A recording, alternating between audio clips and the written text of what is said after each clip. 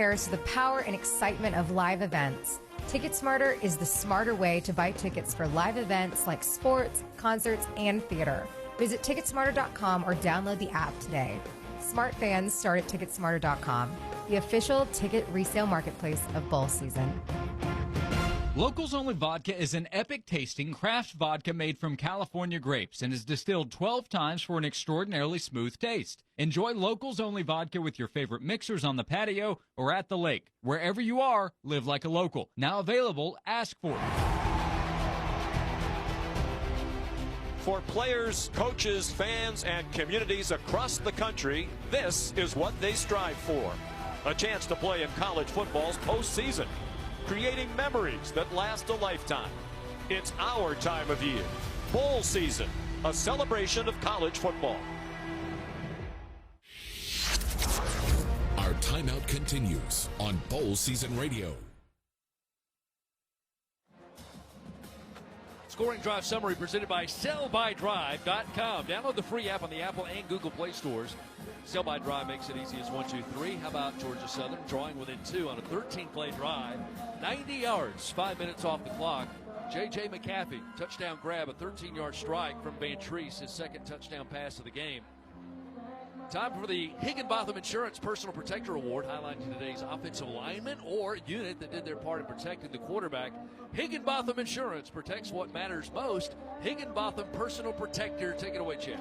And for me, it's Nick Hartnett, the 6'3", 295-pound senior out of Springfield, Virginia, getting the start here as a senior in the bowl game at center when his team needed him, filling in, and he's done really just a phenomenal job, especially that last drive, the way the Buffalo was able to move the football. Nick Hartnett is your personal protector of the game. Michael Lance has it teed up to kick away to Buffalo. Hands team in for the Bulls, expecting Georgia Southern to onside kick. Instead, a deep kick. Fair catch called for the 2. That will come out to the 25-yard line. Collected down there by Chandler Baker for the Bulls. 3 minutes, 38 seconds to play. And Georgia Southern would need a stop. Buffalo wants first downs. And what a week for Coach Maurice Linguist. On Wednesday, the 21st, you had National Signing Day where he brings in a new class. The following day, his wife has a child, a new baby into the family. Wow. And then on the 23rd, his team leaves out of Buffalo, dealing with the weather, everything that's going on, getting the team out to come to Montgomery. You've been here all week. And now this ball game, which has been so outstanding, comes down to the final 3 minutes and 38 seconds. It will be Buffalo ball when we come back with 3:38 to go. The score, Buffalo with the possession and the advantage, 23-21 over Georgia Southern. We'll return to the Camellia Bowl. You're listening to it on Bowl Season Radio. Schreiber Foods has exciting news, and here to tell us all about it is Derek Carlson, HR team leader at Schreiber Foods. Yeah, so one of the exciting things that we just recently did is open up a healthcare clinic. So anybody that's currently working at the Logan and the Smithfield location, and then any of their dependents can use this clinic. So what kind of treatments or services does the clinic offer, Derek? It's got medical providers in it. We got mental wellness, it's got a physical therapist, and then it's got a gym in there. So we really wanted to focus on overall well-being of our employees. So this isn't a replacement for health insurance, but it can save employees a lot of money for routine doctor visits. What kind of costs can someone anticipate? There is some visits that would actually be free, the preventative type visits. Physicals, that's a free cost. There would be some visits that would be $20, and then the most expensive would just be $40. It's a brand new medical clinic available to all Schreiber Foods employees, and to find out more, you can go to schreiberfoods.com/Logan. Hi, this is Ashley with LSS Insurance. Open enrollment for individual health insurance is November 1st through January 15th.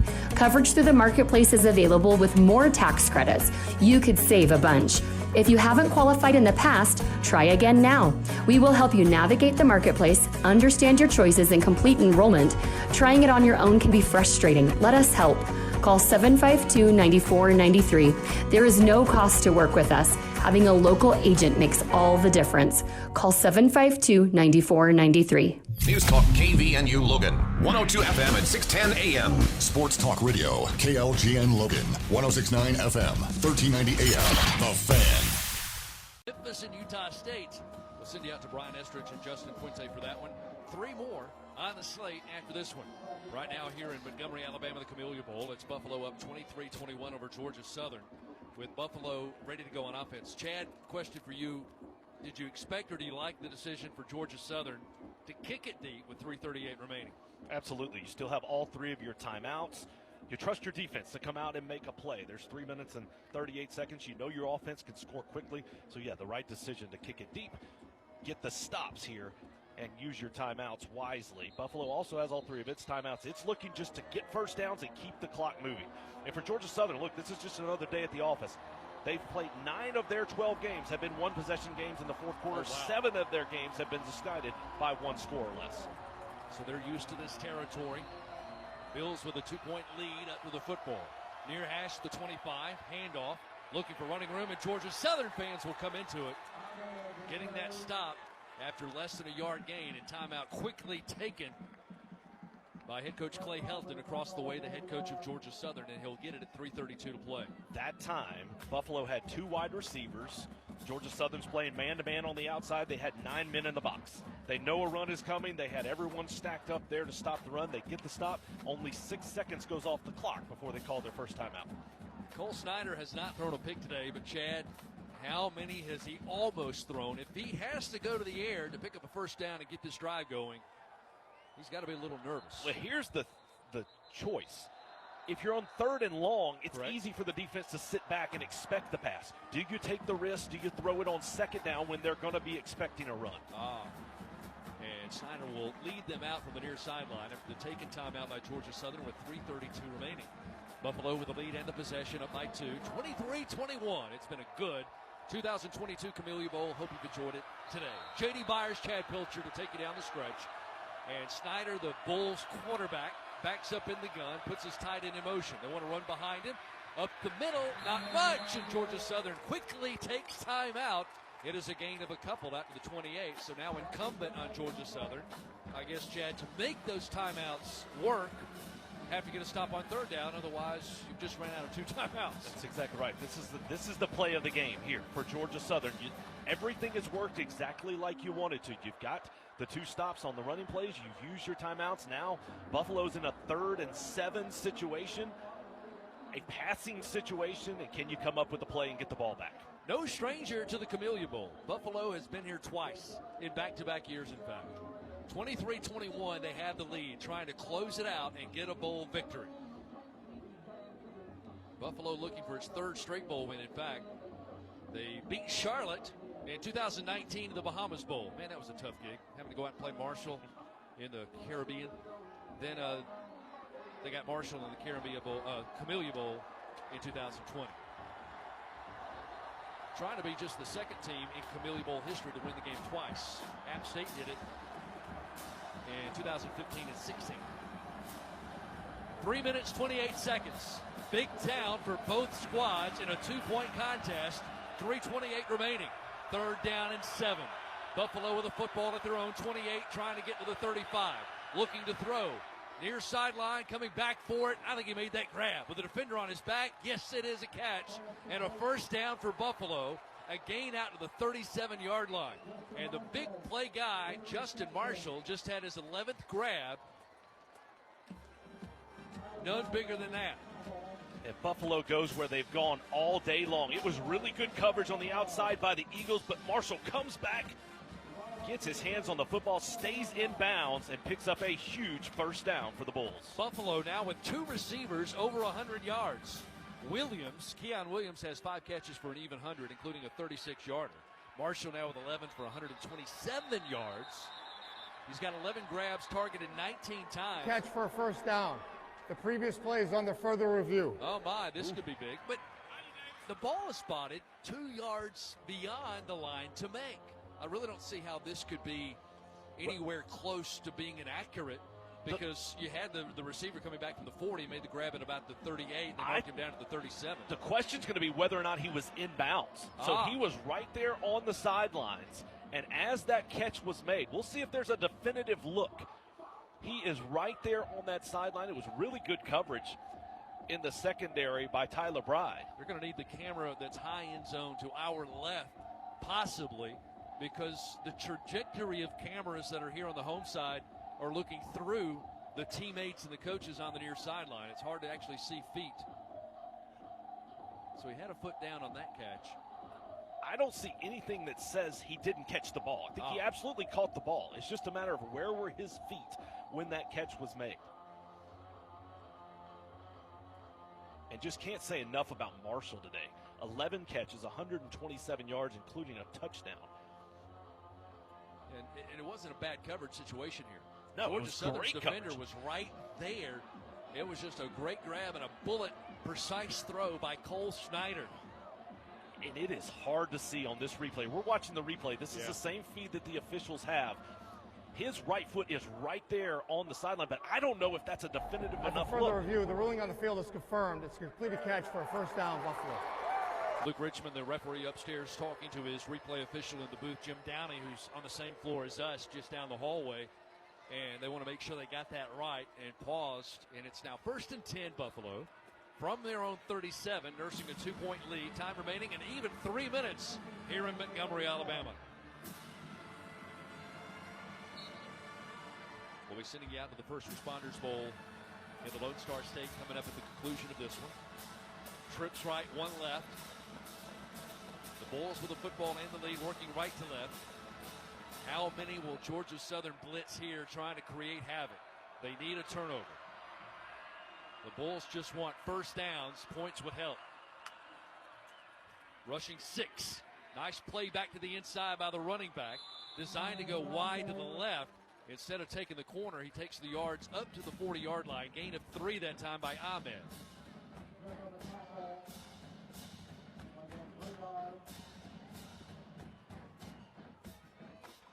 Second down, 7. And Buffalo will kind of sugar huddle, maintaining a constant gaze on the play clock. Game clock is moving, and we're coming up on 2 minutes to play. 2:06, now 2:05. Play clock at 15. Dylan Springer leading that defensive line. Married, soon-to-be dad, defensive lineman.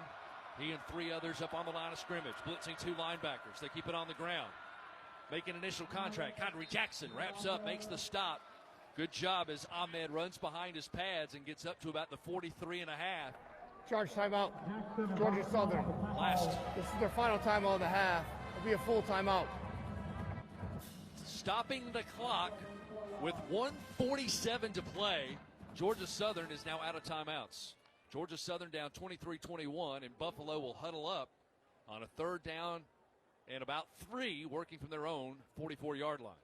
And Georgia Southern has used their timeouts and used this situation about as good as you could do. Now, as you said, a 3rd and 3, 1:47 seconds. If Buffalo converts, the game is over.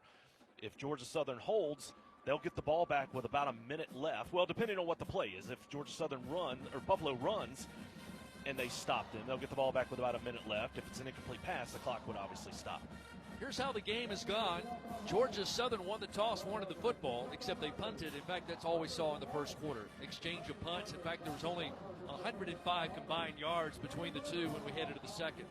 Then in the second, a triple reverse flea flicker that covered 26 yards. Georgia Southern had to settle, though, for a 23-yard field goal, and let's stop right there because it was a 9-play drive, 65 yards, and had that flea flicker reverse not had a receiver trip at the 10 in wide open space, it's a little different than being a 2-point deficit right now, and Georgia Southern's probably on top. They did get the field goal, 23-yarder. Buffalo answers on the very next drive. They get a 32-yard pass, Cole Snyder to Justin Marshall, an 11-play drive. Georgia Southern gets a field goal to make it 7-6, but down by 1. Bulls got their lead at the half, 14-6, with a 5-yard touchdown run by Tajay Ahmed. That was capping a 75-yard drive that covered 10 plays. So Georgia Southern down at the half. They kick it onside to start the 3rd. It didn't work. But then Georgia Southern recovers a fumble and turns that into a touchdown. It was a 79-yard pass. Kyle Van Treese to Joshua Thompson, a 1-play drive. And they go for 2 and get it to tie it at 14. Buffalo would add a field goal in the 3rd. Come back, get another field goal, a 33-yarder by McNulty. End of 3rd, it was 20-14 Buffalo. Then in the 4th, Buffalo gets a pick and turn it into points, a 20-yard field goal. They got it at the early portion of the 4th quarter. Buffalo then, Van Treese to J.J. McAfee. You heard just moments ago a 13-yard touchdown pass that capped a 13-play drive, 90 yards. And Georgia Southern with the touchdown decided to kick it deep, drawing within 2 points. A few seconds left here before we start the final minute and 47 seconds at Crampton Bowl to Montgomery, Alabama, the Camellia Bowl 2022. And this has been a fun one. You came in, you hope you get a good game, a competitive game that comes down to the wire, and that's what we've got. Buffalo had a third down, crucial situation just a few plays ago. They were able to convert with the pass to Marshall, and now they'll have another third down as Georgia Southern tries to keep this game alive and give their offense a chance to go back down the field. Both offenses are about their average. Buffalo averaged 377. They've got 387. Georgia Southern averaged 469. They're at 444. Third down, 3. Buffalo from their own 44, working right to left. Ball spotted just inside that white oval chalk of the midfield Camellia Bowl logo. They put it on the ground. Georgia Southern trying to push this pile back. Buffalo gets the best of them. They'll push it forward for a big pull first down. The running back was at the 45. They needed the 47, and Buffalo pushed their way to moving the chains. And at the point of contact, it looked like Georgia Southern had the stop, but just a great job by Buffalo. Everyone pushing, offensive lineman, running back, continuing to fight forward, push ahead, and just a great way to finish off this game and convert another first down by the great push. On the pivotal 3rd and 3, defensive nose guard Kieran Smith was in. The 325-pounder will check out. Parker Devine now will replace him on the Georgia Southern front. Huddling behind the ball. And the math should have it easily worked out for Buffalo to go in victory formation and win this one 23-21. Clock is moving at 1:15. Play clock is at 8. And victory formation with a deep running back about 10 yards off the ball. Under center this time, and Snyder will go to a knee. And how about Tajay Ahmed coming in? 27 carries, 98 yards, and on the last play of the game just continues to fight forward, and that Buffalo sideline celebrated and exploded as they picked up the first down to win the game. Easily inside a minute, but Buffalo will have to snap it one more time. Game clock is at 42. Play clock is at 17. And already some hugs out on the field. The 11 turning and high-fiving and embracing each other for Buffalo as they're going to pick up the victory and knock off Georgia Southern. You know, Buffalo and the fans and the community that they represent have gone through so much with the severe snowstorm. Casualties, fatalities, power knocked out. Folks not even able to get down here for the bowl who had tickets or responsibilities for this one, and that's this last snap of the game. And Buffalo's going to win it 23-21 as the clock will tick on down. No need to snap it again, and this one's in the history books. The performance of the game is presented by Tax Act, the official tax filing software of bowl season. What do you got, Chad Pilcher? Well, it's 3rd and 7 on that last drive where Buffalo needed a first down to keep the drive alive and keep it going, and you had a 9-yard pass from Cole Snyder to Justin Marshall. That capped his day with 11 catches, 127 yards. Just an outstanding performance. You know, Snyder, the quarterback, not a big ratio of touchdowns to interceptions or passing yards. 59% coming in today, 21 of 38, 265, and helped his team convert 12 of 19 third downs. The leading rusher, Ahmed, comes up just short of 100, 27 for 98.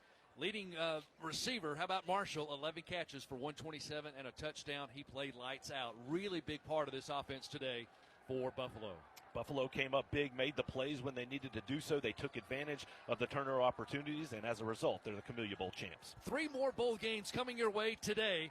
More bowl games, including the next one, the First Responder Bowl, followed by the Ticket Smarter Bowl in Birmingham. We're going to be sending it shortly to Brian Estridge and Justin Fuente for the matchup between Memphis and Utah State. The final here, 23-21, Buffalo with a victory in Montgomery, Alabama. So long from the Camellia Bowl. The final score, Buffalo 23, Georgia Southern 21. So long. The 9th annual Camellia Bowl has been an exclusive presentation of Bowl Season Radio, a division of First Team Ventures, LLC. All rights reserved. Happy holidays, and thank you for letting Cash Valley Ear, Nose, and Throat, the Allergy Clinic, and the Hearing Aid Center take care of your family medical needs. Make sure you call now for an appointment before the end of the year to utilize your cafeteria funds. located in Providence and the new Three Peaks Medical Plaza, North Logan. The entire staff, along with Drs. Benyon, Blotter, and Robinette, wish you a safe and wonderful holiday. Go to CashValleyENT.com for details. Most insurance products included. Select Med are accepted. When it comes to home care, it's important to know you have a choice. If you or a loved one is in need of hospice or home health services, remember that Primrose Home Care and Hospice believes in treating the patient as well as the problem. We work directly with you and your doctor to create a health plan that's catered to your needs. Our team is devoted to providing options in the freedom and safety of your own home. Visit us at primrosecare.com or call to schedule a free consultation. Primrose Home Care and Hospice, your local hospice and home health provider since 2006. We all have the power to do something, to change something. To stand up to cancer. When we join together, you don't stand a chance. Help take down one of the biggest villains of all, cancer. Join us now at standuptocancer.org/MasterCard. The average text takes your eyes off the road for about 5 seconds. Stop texts, stoprex.org. It's KVNU Aggie Game Day, brought to you by LSS Insurance on News Talk, KVNU, and Sports Talk Radio, The Fan. A lot of the stuff that's going on in the NFL right now is front office related. So it's great to have Mark on, and interesting to hear just on now how the Dolphins really may have to pause in their, evaluation of Tua and what you want to do with him long term and in slow play it, in the words of Mark Dominic. Very interesting comments. It's ironic that all year long we've just kind of asked the simple yes/no question: is he good enough? Now, I really do think with that, an additional concussion. It's not a standalone, they brought him back too soon the first time. It's now a second time on top of, as we discussed yesterday, you and I, all of the injuries in college. I think it's great to have someone like Mark on, because I think he confirmed a lot of what I think we all as fans think about how the Dolphins have to think going forward.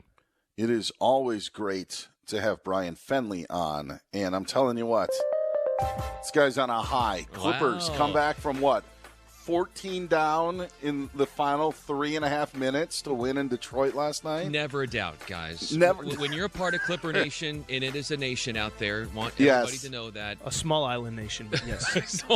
Not only was it a doubt, it was doubted by Ty Lue, who pulled the starters, put the bench in, and they come back. I mean, it is the Pistons, but still. 14 points with, 3:30 to go to be I'm like, there's no doubt I'm changing the channel. Absolutely no doubt. I am not sticking around for that. But now the Clippers taught us a lesson. They taught us a lesson in that games actually matter in December, and don't you discount that second bench, those reserves that come in, the second teamers that are coming in making noise, because those guys bring the fire, and this team might just win an NBA championship this year. How about that? Is that a hot take? I don't know, but I think I'm just speaking truth right here on the airwaves. But 10 teams played on Christmas Day. The NBA didn't deem them important enough to even play, but yeah, they're going to. That's just the fire in the belly that there they're you going to go. carry with them. Yeah. Bulletin board material from Adam Silver. Who knew? Yeah. So we do have a ton of things happening, college football, bowl games, a lot of 6-6 teams scoring off. But let's start in the NFL, where the undisputed future Hall of Famer, future Hall of Fame pass rusher J.J. Watt will end his career after this 2022 season. He made that clear with his tweet on Twitter, of course, where he announced that retirement. Colts head coach Jeff Saturday is not giving up on Nick Foles. He's going to stay with him as the starting quarterback for Week 17 against the Giants. Broncos owner Greg Penner said his next head coach will report directly to him and him alone, not general manager George Paton. Paton, however, will be heavily involved in the process of hiring that head coach. NFL Network notes Chargers safety Derwin James avoids getting suspended from his hit to the head of Colts Daston Doolin, which got him in concussion protocol this past week. Commanders head coach Ron Rivera was reluctant to name a starting quarterback for Week 17. Wake Forest gunslinger and a quarterback Sam Hartman, no relation to Fox Sports Radio Steve Hartman last time I checked, but Sam Hartman does enter the transfer portal, and I don't think Steve will be anytime soon. Camellia Bowl just wrapped up, and it was Georgia Southern falling to Buffalo 23-21, so Buffalo out to 7-6 their season mark. The Pirates, when we transition over to Major League Baseball, they lure in 42-year-old left-handed pitcher Rich Hill on a one-year, $8 million deal. So we are seeing some transactions happening in Major League Baseball. And may I add, as I send it back to you, Aaron and Dan, that we do have another bowl game, and it's another battle between two 6-6 hotly contested, fierce teams. It's Utah State and Memphis scoreless here, 6 minutes in. There's 6 minutes left in the first quarter. Dan and Aaron, I know you guys are going to have a full breakdown in hour number 3 of the Doug Gottlieb Show. How about Iowa Sam dropping the ironic yay when his team is the most boring team in college football? They're not 6-6 though. That's true. That's what I'm saying. I mean, because they play all those other boring Big Ten West teams. The Butkus winner on their team. So just saying. Did they Jack Campbell? You're right, baby. There you go. Sam, do they throw forward passes? They know that's allowed, I don't know if right? they will in the Music City. Oh. Will he be lobbing it down the field? We'll see. We did talk this yesterday. I am excited for the Cade McNamara era at Iowa, and I'm not being sarcastic when I say that. So, meaning you're really excited. That's really where your emotions I'm excited because it can't get worse, right? I'm excited. It's like if you know, it's like Brandon Staley this year. It can't really get worse than last year. So, glasses half full. Again, we're a glasses half full show. And when we do a credit pie for Iowa football next year, I think Cade McNamara is going to take the majority. How about that? I need to change my credit pie with the Chargers a little bit, I think. That could be for another time. Stay tuned. Ooh. Yeah, stay tuned. You're on Fox Sports Radio. Thank you very much, Brian. Aaron, you've got some travel later on in the week. Are you caught up in any of this? My wife actually told me, she's like, you're going to call Southwest before you just show up at the airport, right? So that is actually on my to-do list on the way home from the Fox Sports Radio studios today. I don't know if I'm going to get a live person. So yeah, we'll see with that. I'm not. My TikTok algorithm now is 50% airport videos of people complaining. And so today on the Doug Gottlieb Show, here's the deal. Open phone lines, not for sports. Not for sports at all. If you have been affected by this fiasco and have had a travel plan story that you feel is sufficient for a national audience, I want to hear it. Do you want to hear it, Aaron Torres? I do, and it's out of an abundance of concern from me, but also because I'm sure it's going to be entertaining too. No, make it about yourself. That is definitely the first rule in radio. 877. Say my wife says that's all I ever do. So 99 on Fox. 877-996-6369. If you've got a nightmare story of what's happened to you, or no, if it's happened to you, I don't want any secondhand stories. If it's happened to you, I want to hear about it. 877-99 on Fox. That's 877-996-6369. Every other video is a TikTok travel video. And then the other ones are just fake deaths. Have you seen that trend on TikTok?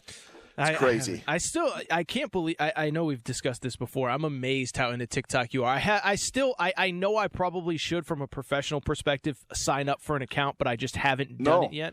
It has nothing to do professionally. It is completely entertainment and time wasting, but man, it can be entertaining at times. So, all right. Thanks to Brian Fenley. Get him on Twitter at Brian Fenley. Find Aaron Torres on Twitter at Aaron_Torres. You can find me on Twitter at Dan Beyer on Fox.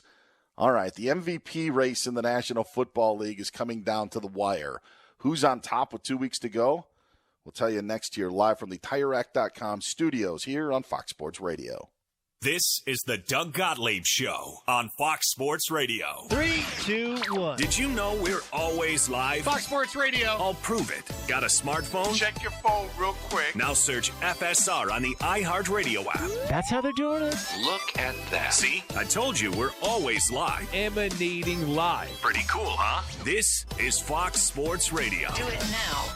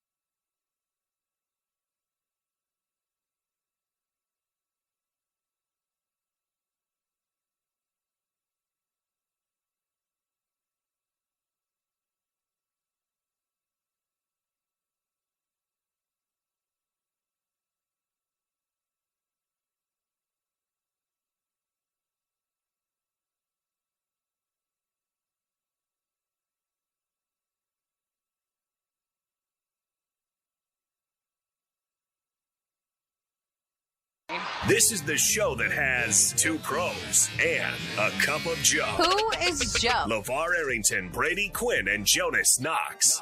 The New York Jets, they've decided on a quarterback. This is a stunning development here. But apparently it's not going to be Zach Wilson. Here was the Jets head coach, Robert Saleh, talking about the decision.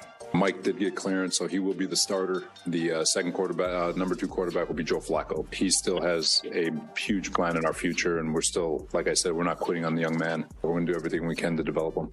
Yeah. So there's that. The status. Mike White's your starter moving forward there for the New York Jets.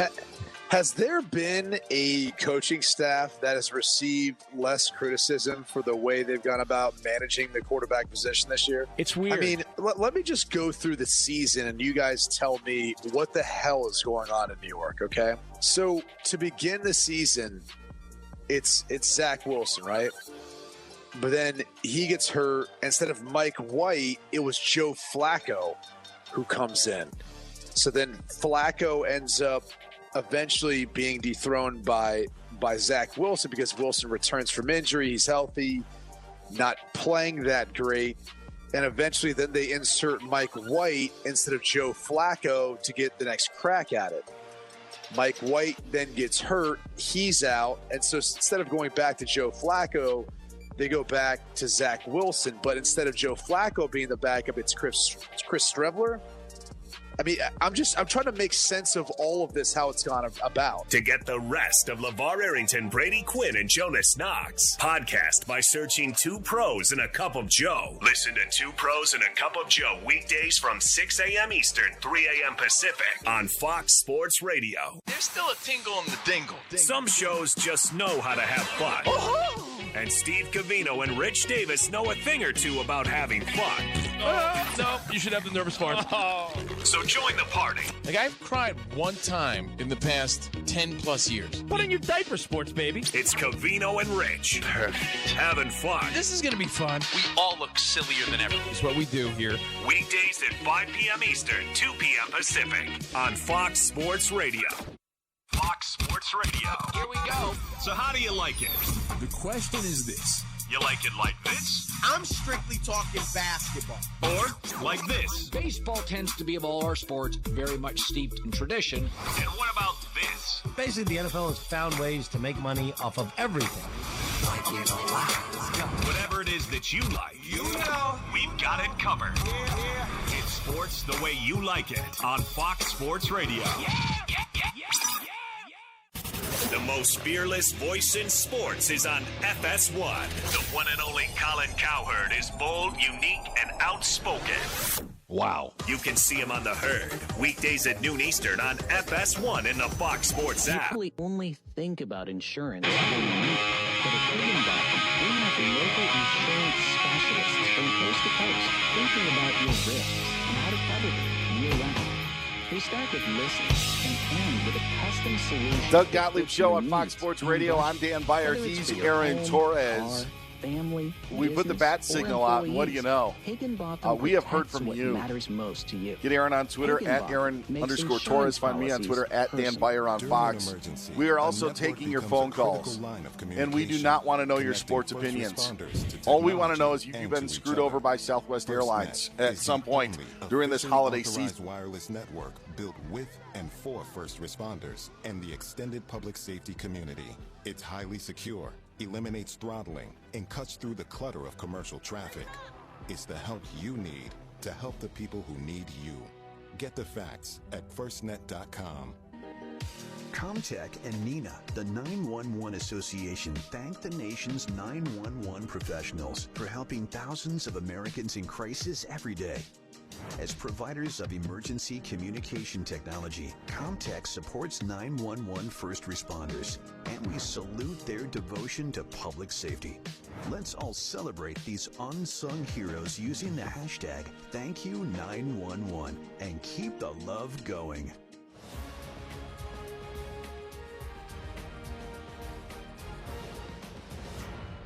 Minute 5 to play here in the opening quarter. The Serpro First Responder Bowl in Dallas, where Memphis strikes first. A 12-play, 64-yard drive that takes 5:14 off the clock before the 26-yard field goal from Chris Howard puts Memphis up. They lead at 3-0 here. That scoring drive brought to you by sellbydrive.com. No monthly subscriptions. Sellbydrive.com. Well, we heard earlier from Ryan Silverfield, the head coach of the Memphis Tigers, as to what they have to do to be successful. We asked the same of Utah State's Blake Anderson. So for us, it is to not turn the ball over, chip away at them. I don't think our run game is going to look great early. I think it will take some time, but not give up on the run. Stay ahead of the chains, be patient, and little by little, maybe the tempo of how we play, maybe the space that we play in will chip away at them. And then if we can get them off schedule at all, our pass rush and our edge guys and our best speed players can help take over. I love the honesty of Blake Anderson. Justin Fuente. I mean, how many coaches would say our run game's not going to look very good early? I know, and it's what coaches try to do is play the game ahead of time, right? Like, how's this going to look? How's it going to play out? Sometimes it doesn't play out the way you thought, but to go ahead and give an answer that is honestly how he envisions this game playing out was pretty neat. Yeah, I thought that was a great question from you because you being in that position before, you've gone through it. You play out all the different scenarios and say, okay, here's the best case we've got. Here's a kickoff now by Tanner Gillis. Going to be taken at the 11-yard line by Vaughn. Return to his right across the 20. Up across the 25, it slides forward to the 27-yard line. And we'll see that Utah State offense now down 3-0. Here again out on the field with Cooper Legas, the junior out of Orem, Utah, at quarterback. A special thank you to Reprieve for their support of bowl season. Reprieve is the global leader in recycled performance fibers. Leveraging its proprietary regeneration technology, Reprieve has transformed more than 35 billion plastic bottles into recycled fiber that's trusted by leading brands to develop sustainable products worldwide. This year's athletes' bowl-bound shirts, well, they were provided by Vapor Elemental Wear. They were made from 16 recycled plastic bottles each. Please be sure to do your part and recycle. 1st and 10 now for the quarterback. Legas takes the snap and hands it off here to Calvin Terry. And runs across the 30-35 and up near the 40-yard line.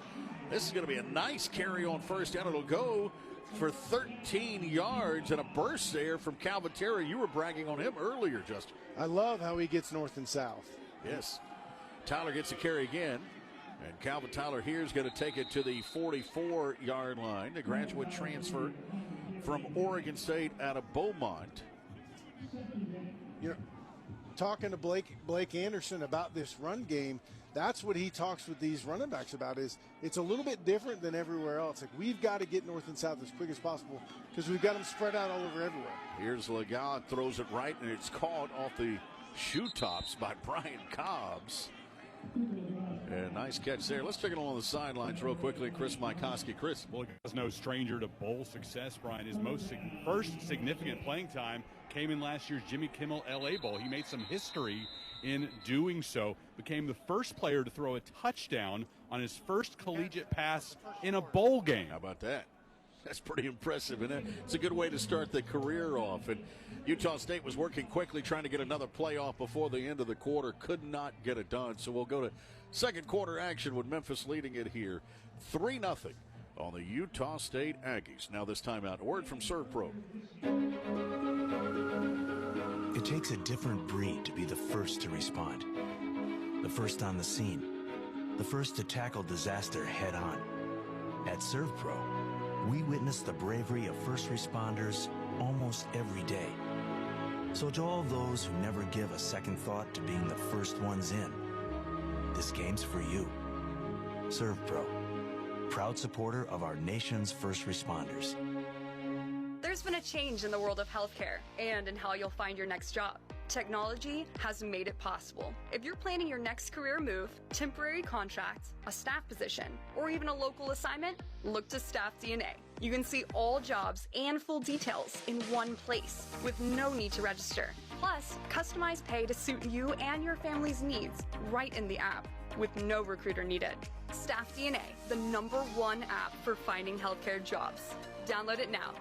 I'm Dallas Police Chief Eddie Garcia. Law enforcement needs strong, educated men and women to join our department. Texas A&M University Commerce offers a competency-based Bachelor of Science in Criminal Justice with an emphasis in law enforcement leadership. For individuals interested in joining the Dallas Police Department and completing their bachelor's degree, the program is an excellent way to earn a degree with fully online, self-paced, 7-week terms. Visit tamuc.edu/TABCJ and visit dallaspolice.net for DPD recruiting information. Bowl games are won in the off-season. The same can be said about taxes. Get prepared for tax season by filing with Tax Act. Your max refund is guaranteed, and you'll get free expert advice from a real person at no extra cost. So tell the marching band to start warming up because you're going to win this tax season. File for less and get more at taxact.com, the official tax filing software of bowl season. See taxact.com for maximum refund guarantee and expert assist details.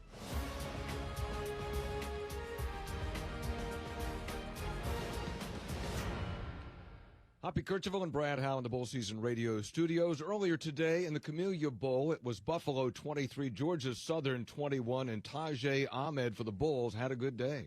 Lineman turn, get up over the football, same formation, tied in the wing left. They're determined to run behind it again. Diving, kept his knee up, looked like he got in there. Here's the sign, touchdown, Tajay Ahmed. Ahmed was huge, as you mentioned, Hoppy, after Mike Washington went down. Ahmed finishes the day 27 carries, 98 yards, and the touchdown you just heard. Good day for Cole Snyder, too. 21 of 38, 265, and a score as Buffalo beats Georgia Southern 23-21. So coming up with a half, more highlights from that game and highlights from the first half of our game. Right now, let's get back to Dallas with Brian, Justin, and Chris. Guys. Well, Hoppy, we're going to try to produce more highlights for you. Just one there, really, in that first quarter. Justin Fuente, 3-0 right now. Memphis leading it here on Utah State. Yeah, I think both sides are happy right now, even though they're not scoring a lot of points, because at times Memphis is controlling the line of scrimmage, and at times, Utah State, like on that last drive, bowed up there in the red zone and wouldn't let them run the ball into the end zone, which was a nice stand. That first quarter felt like both were kind of filling each other out there, So now you've got Calvin Tyler in at running back. It is third down and 3 here. Our first play of this second quarter. 3rd down and 3 from the 47-yard line. Here's a pitch, deep pitch, left side. Tyler's got running room. Will get the first down, hesitates, and then takes it inside the 45 to the 43-yard line. Canton Arku on the tackle for Utah State, for Memphis, but a nice run for Utah State. Good little scheme there by Anthony Tucker, the offensive coordinator. Memphis just lined up in cover zero, blitz everybody on the line of scrimmage, and they ran the option out the back door. 1st down and 10. Legas keeps it this time. Quarterback right up the middle here. Races it inside the 35 to the 33-yard line. While Calvin Tyler on that previous play, Chris Mikoski, that should not surprise us, should it? No, he came into the day 73 yards shy of becoming the 11th player in school history to rush for 2,000 yards in his Utah State career. Here on 1st down, Utah State picks up just a couple as the quarterback hands it off to Tyler. Canton Arku on the tackle, and will bring up 2nd down and 8.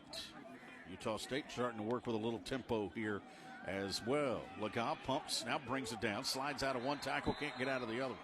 Down to the 35-yard line. Jalen Allen able to make the hit on him. This is going to be a loss all the way back to the 35.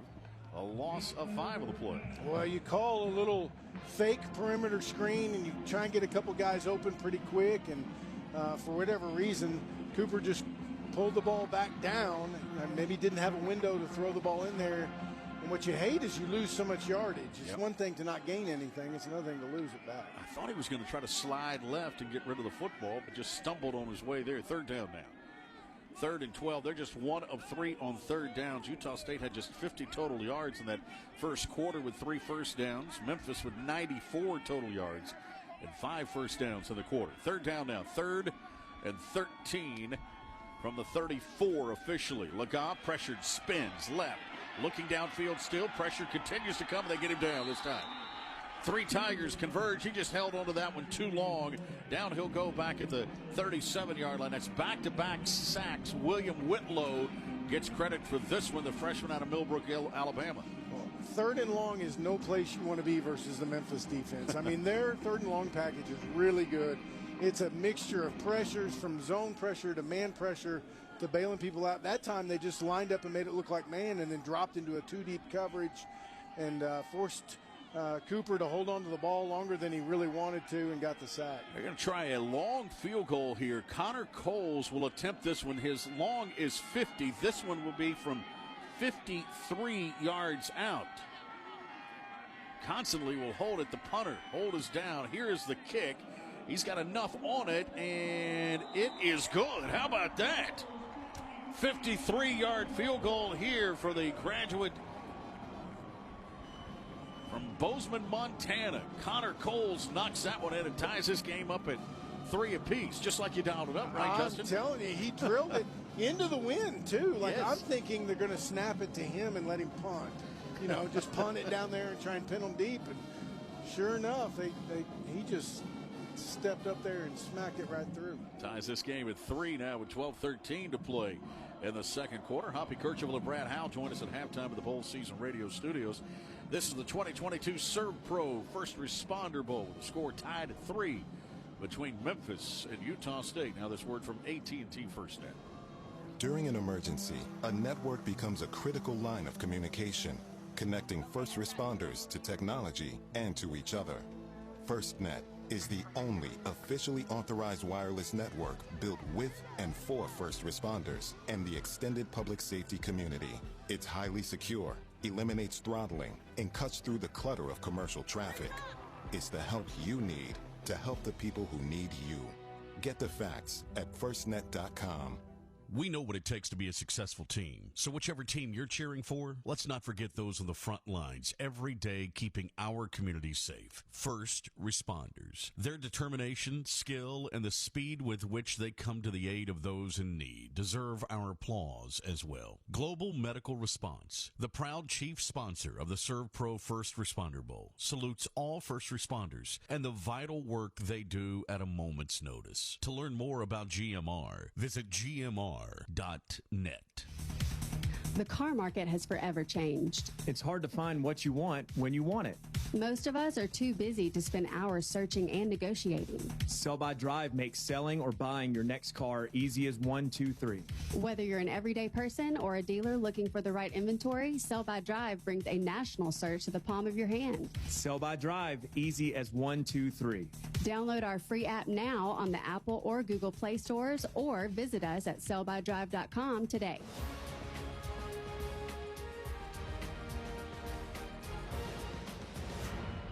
Tied at 3 apiece between Utah State and the Memphis Tigers. Stations. Let's pause for station identification. Pausing 10 seconds. This is the 2022 Serve Pro First Responder Bowl on Bowl Season Radio from First Team. Northern Utah and Southern Idaho's home for sports. KLGN Logan, 106.9 FM, 1390 AM. The Fan.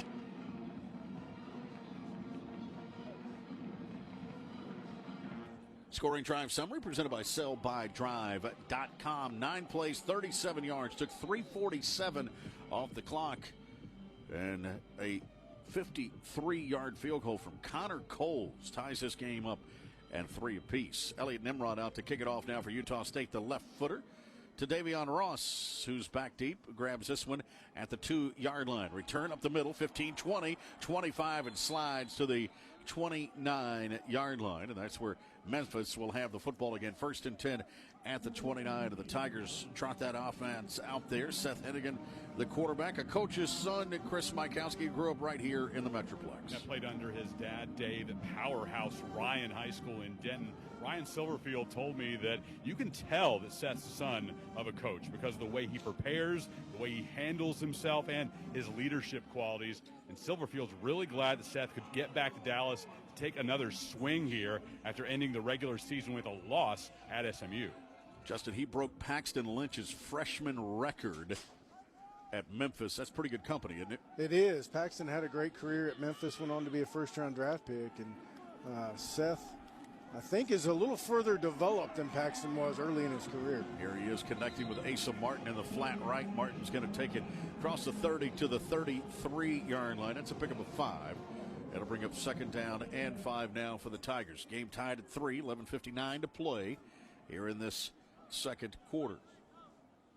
Memphis just has so many ways to get the ball on the perimeter, and they do such a good job blocking out there almost like free yardage sometimes. 3 receivers to the left. Snap comes back. Handoff right up the middle with it is Martin again. He'll bounce it left across the 40, 45, and up near the 48-yard line. You know, when you've got Martin and Ducker and Sutton Smith, 3 running backs that all have explosive speed, that's a real weapon offensively, Justin. Certainly, and you get to keep those guys fresh, and you know that's a physical position, and you know sometimes those guys get nicked up, and to have 3 of them you feel good about is almost an embarrassment of riches. Hennigan awaits that snap, has his tight end to the left, 2 receivers to the right. Snap comes back. They'll hand it off one more time to Martin. Martin's going to take it into Utah State territory down to the 44-yard line. That's another solid 8 on first down. There is a penalty marker down as Max Alford made the tackle. Let's see if this play stands. Here from our Pac-12 officiating crew again. Holding. 56 of the offense. This is a 10-yard penalty. It is still first down. That's Davion Carter, the right guard, the sophomore out of Pearl, Mississippi. The guilty party. So far, with the exception of that holding penalty, this drive looks like the last one, where Memphis was able to run the ball and make yardage, and in the traditional run game. We'll see if they can get back on the sticks here with a 1st and 20. Ball at the 38-yard line now of Memphis. 11:02 to play in this second. Tied at 3. Hennigan with Asa Martin standing to his right. Ball to the near hash. 2 receivers right. One to the left-hand side. Snap comes back. Hennigan rips it out of his belly. Going to throw it right-hand side. Gabriel Rogers. Rogers finds the edge and turns it up. Gets to about the 46-yard line before he's run out of bounds. Run a little perimeter screen there. Gabriel didn't wait for those blockers to get out there. He just put his foot in the ground and went straight to the sidelines, to the outside for a nice gain. Dominic Tatum up to make the hit. Tatum got the start today for the injured Ike Larson. He's a junior out of Culver City, California. He's the safety, and yes, he is related to Jack Tatum, the former Oakland Raider. 2 receivers to the left, 2 to the right-hand side. 1 back end now for Hennigan, the quarterback. Out of the shotgun with 1 back standing to his right. Snap comes back. Hennigan again to throw the football. Fade left-hand side's got man coverage. Penalty marker comes in as he releases this one over the head of his intended target. He was looking the way of Rock Taylor again, but there's a flag down at the line of scrimmage. Ty Barnett was in coverage. Offside. Number 9 of the defense lined up in the neutral zone. It's a 5-yard penalty. Still second down. That was Greshik, the junior defensive end, the transfer from Nevada. Grew up in L.A. He went to Crenshaw High School in Los Angeles. 10:06 to play here in this second quarter, tied at 3. Memphis on the Utah State side of the 50 now at the 49-yard line. Asa Martin in the backfield to the left of the quarterback, Seth Hennigan. Hennigan this time is going to hand it off to him, and nothing doing there. Met behind the line of scrimmage was Martin by Byron Vaughns. Knocks him down for a loss of a couple on the play, and now you're faced with 3rd down and 9 if you're the Memphis Tigers. Well, Memphis was just about to be back on pace after ending up in 1st and 20, and Vaughns just does a great job on the stunt. So he's lined up at end, but he's actually coming behind the defensive tackle through the A-gap and is untouched for a tackle for loss. Yeah, that's those defensive ends that Coach Anderson was so high on in our conversation. 3rd down now, 3rd and 8. 3 receivers left, 1 on the right-hand side, 1 back end. Stands to the right of the quarterback, Hennigan. Long snap count. It's a play clock at 1. Snap comes back. Hennigan over the middle. Got a man open. Inside the 40. Inside the 35. Rock Taylor hangs on this time all the way down to the 29-yard line of Utah State. That's a big-time catch over the middle for Taylor. The sophomore goes for 22 yards and a Tiger first down. Great job of Rock working versus press man coverage. Seth puts it on the money, and he gets some yardage after the catch and a big play. Hunter Reynolds was in coverage, the transfer from Michigan. And Hennigan this time is going to keep it. Little zone read. Dives forward for a couple of yards to about the 27-yard line. Safe to say he's mobile enough in the passing game, but that's not his game, right? No, and I don't think that's what they want to do with him. But a little bit every now and again to keep people honest. There's nothing wrong with it. But, he's – they make their yardage, and he makes his money, so to speak, throwing that ball. 8.5 to play here in the second. Tied at 3. Memphis with the football now at the 26-yard line. Sutton Smith back in at running back. They'll flare it out right. Catch made here by Kobe Drake, and Drake's going to turn it upfield, take it inside the 20, take on a defender as he gets it down to the 16-yard line, and another Memphis first down. That goes for 12 yards. Another one of those easy completions to the perimeter. Great job blocking by the Memphis receivers. I've been really impressed with their ability to block when the ball gets to the perimeter. It's almost like free yardage out there. It's so soft that they're Memphis really taking advantage of that on the edge. 13th catch of the year for Kobe Drake. Had a little problem with the chains that they're working through on the sideline.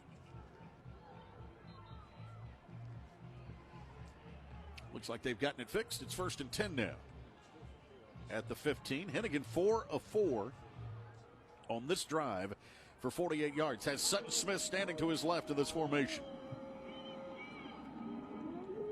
2 receivers to the left, 1 to the right-hand side now. Tight end to the right. Snap comes back, and Hennigan to throw the football. They bring pressure over the middle. Wide open catch for the score. Eddie Lewis hauls it in from 15 yards out. Memphis on the scoreboard again with 7:24 to play in this second quarter. Utah State just finally said enough is enough. We're going to put everybody at the line of scrimmage and play what's called cover zero, meaning there's nobody free in the middle of the field. Everybody's got a person, and if you don't have a person, you're blitzing. And Seth gets the ball out quick for a touchdown. Had the perfect play call against that, didn't he? They really did. I think he checked to it at the line of scrimmage. It looked like he moved the back over and shored up his protection and hit the quick slant. Chris Howard out for the point after now. Joe Doyle, the punter, will hold it. Here is the kick. It is just inside that right upright, and it is good.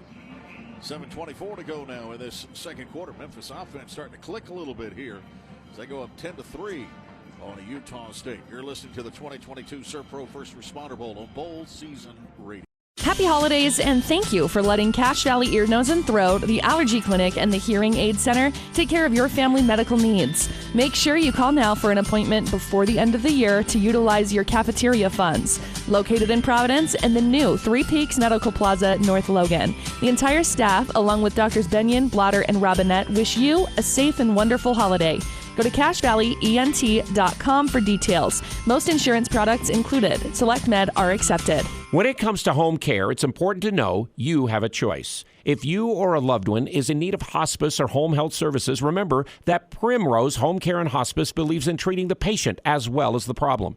We work directly with you and your doctor to create a health plan that's catered to your needs. Our team is devoted to providing options in the freedom and safety of your own home. Visit us at primrosecare.com or call to schedule a free consultation. Primrose Home Care and Hospice, your local hospice and home health provider since 2006.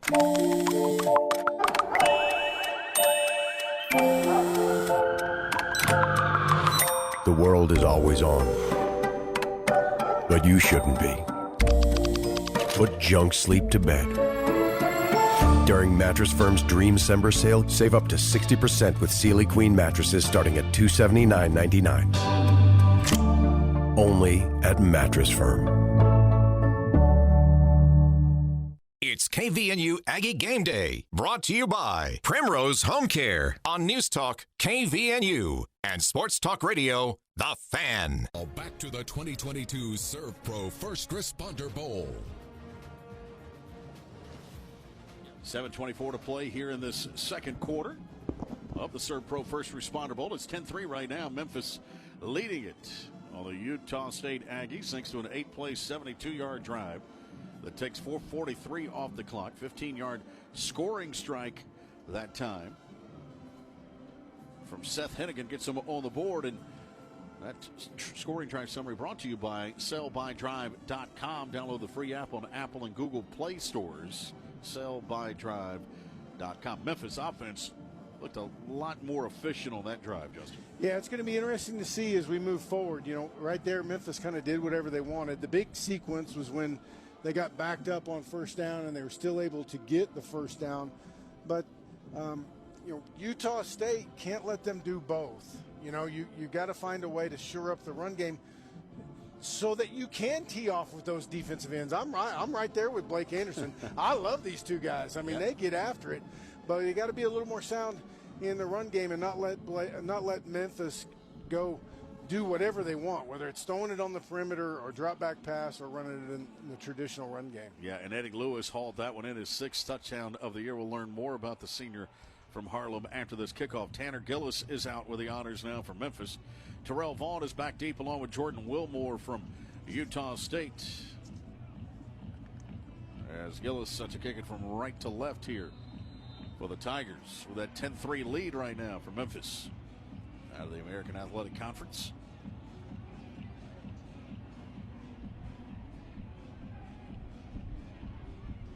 Gillis's kick, that ball blows off the tee right as he approached it. We'll restart that. That gives us a chance to learn more about Eddie Lewis, the wide receiver, Chris, for the Memphis Tigers. Well, we talked to Coach Silverfield.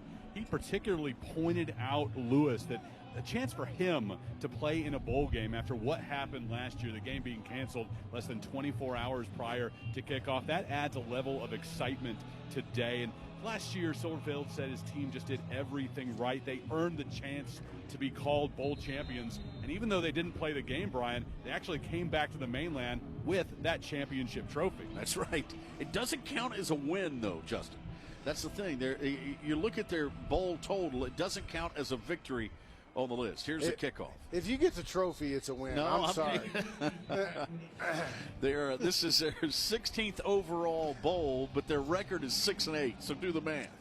Okay, they're 6-8 in bowl games. They've been to 9 in a row, by the way, at Memphis, and you were part of that. I mean, this is probably the best decade of Memphis football history. Well, and there's a lot of people that deserve a tremendous amount of credit. It starts with the administration. It really stepped up to try and make Memphis football great again. It started about 9 or 10 years ago, and they're really reaping the benefits of hiring good people, hiring good coaches, recruiting good players, and putting a great product on the field. Yeah, Ryan Silverfield's had him in a bowl game all 3 years. Handoff here for Utah State.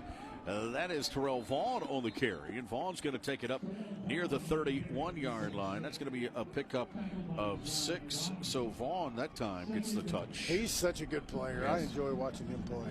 Junior out of Oxnard, California. Jordan Wilmore is in the backfield this time, trying to bounce it out left. Not much doing there, and he's at the line of scrimmage, maybe just a little bit shy at the 30-yard line. As Quindell Johnson up from safety to make the hit, the senior out of New Orleans for Memphis. All right, we're in 3rd and manageable, so we're not in the 3rd and long situation we were in earlier for Utah State. 3rd down and 5. They got the bunch set to the right. Wilmore leaves the backfield. They throw it over the middle. The catch is made for the first down. Josh Sturzer comes up with that reception. That's an 11-yard gain for the tight end, just his 10th catch of the year, but Laga threw it right on the numbers. Life is so much easier in 3rd and 5 than it is in 3rd and 9, I can tell you that. 1st and 10, Laga with time in the pocket, holds that football low, now tucks it under and runs to about the 43-yard line. Deontay Kimbrough on the tackle that time for Memphis. 2nd down upcoming, 2nd down and 7. You know, quarterback coaches and head coaches, you kind of teach different mechanics to quarterbacks. It seems a little odd how low Laga holds the football. He does, and you know the problem with college is it's very difficult to get one-on-one time to switch those things up. Yes. It's not like high school where you get a lot of one-on-one time.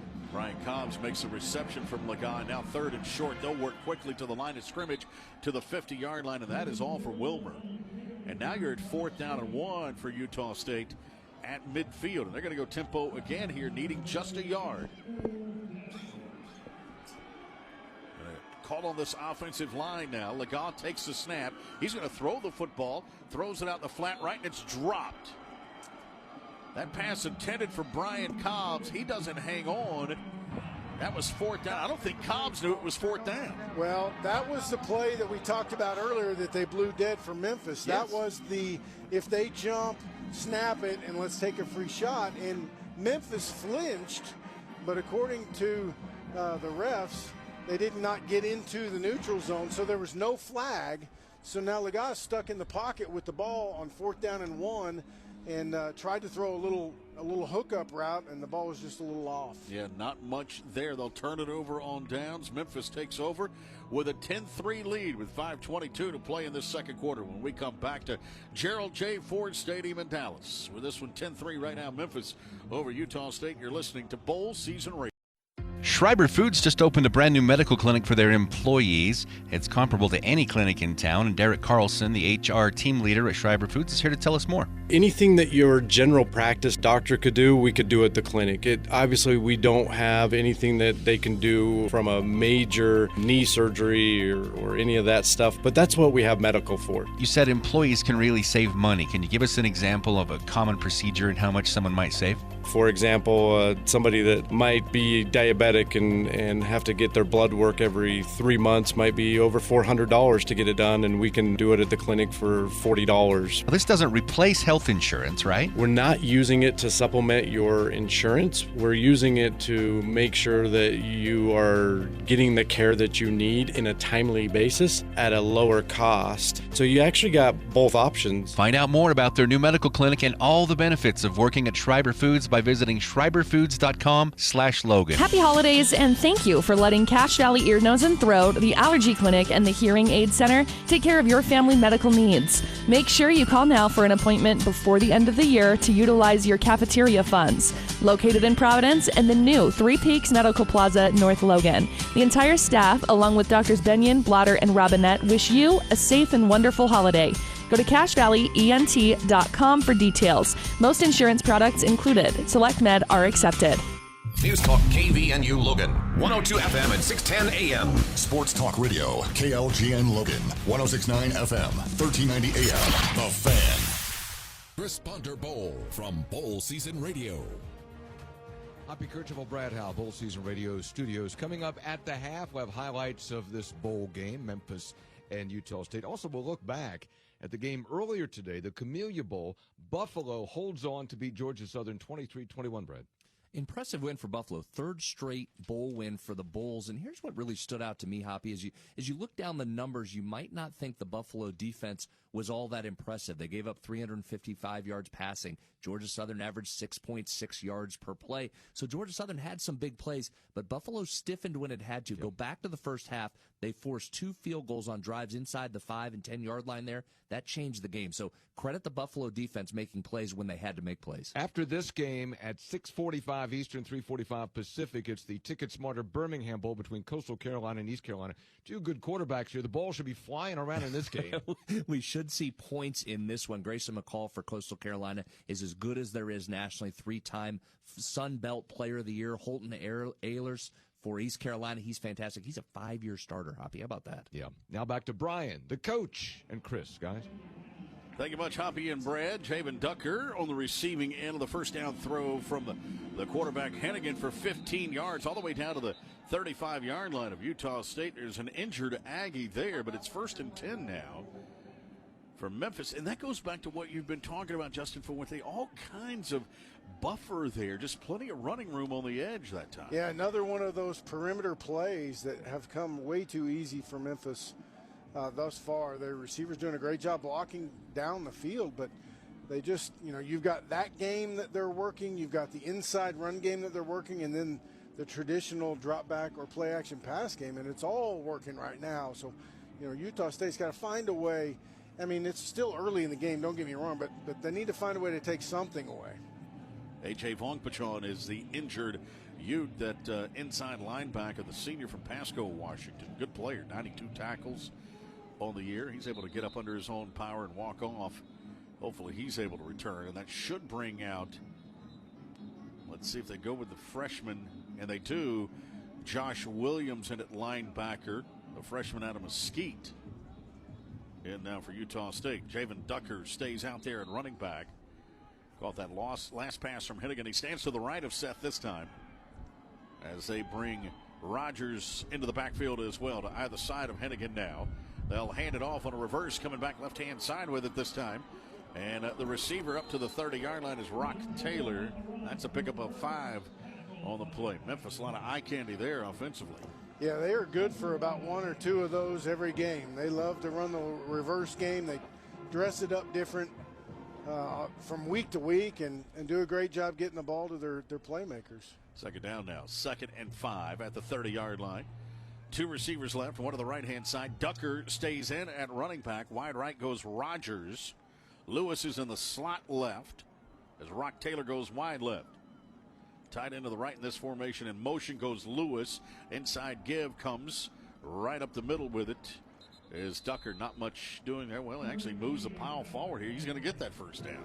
Well, I thought it was going to be tackled right at the line of scrimmage. Yes. It's just kind of a big wad of people in there, and you look up, and he gains 4 or 5 yards. 25-yard line now. First down and 10 here for the Tigers. They're taking their time with 3:55 to play. And this second quarter, leading at 10-3 right now on Utah State. Both these teams at 6-6, looking to finish the year on a victory. Javen Ducker in the backfield stands directly behind Hennigan here. 2 tights in this package. 2 receivers to the right. Ball to the near hash. Hennigan taking his time. Now brings the tight end from right to left. They'll run behind him left-hand side. Diving forward to the 22 goes Javen Ducker. Let's check along the sidelines here at Gerald J. Ford Stadium. Chris Mikoski. Chris. Very quick check back with the trainers for Vonk Pachan. Immediately back into the ballgame, Brian. How about that? Tough player there, that inside linebacker, the senior out of Pasco, Washington, as we mentioned. Utah State is dedicating a lot of people to the run game right now. I mean, they're 2 receivers up to the top for Memphis are one-on-one with no help. All right, let's see if they take advantage. 2nd and 7. Hennigan looking that way. He's going to throw it in the end zone. He's got a man open. It's caught for the score. You recognize it, Justin Fuente. Eddie Lewis able to haul that one in. Nice throw from Hennigan. He was teed up by Anyuan, but great throw and catch that time. It goes for 22 yards and another Memphis score. And people want to know why you run the football, and certainly you do it for yardage, but when you can run the football, it makes your passing game so much easier. And right there, it's one-on-one with no help. You max protect.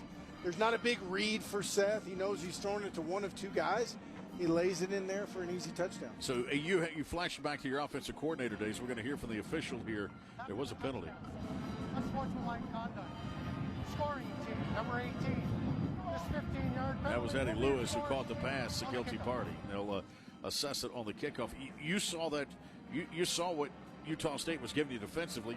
You knew right away what you were going with. Absolutely. I thought they were going to go to it the play before when they motioned the tight end over, and then they handed off the stretch play and got a couple yards. But, they've just run the ball so well. I mean, Utah State cannot not put people in the box. They have to in order to hold up against the run. Chris Howard for the point after now to make this a 17-3 game, and his kick is up and it is good.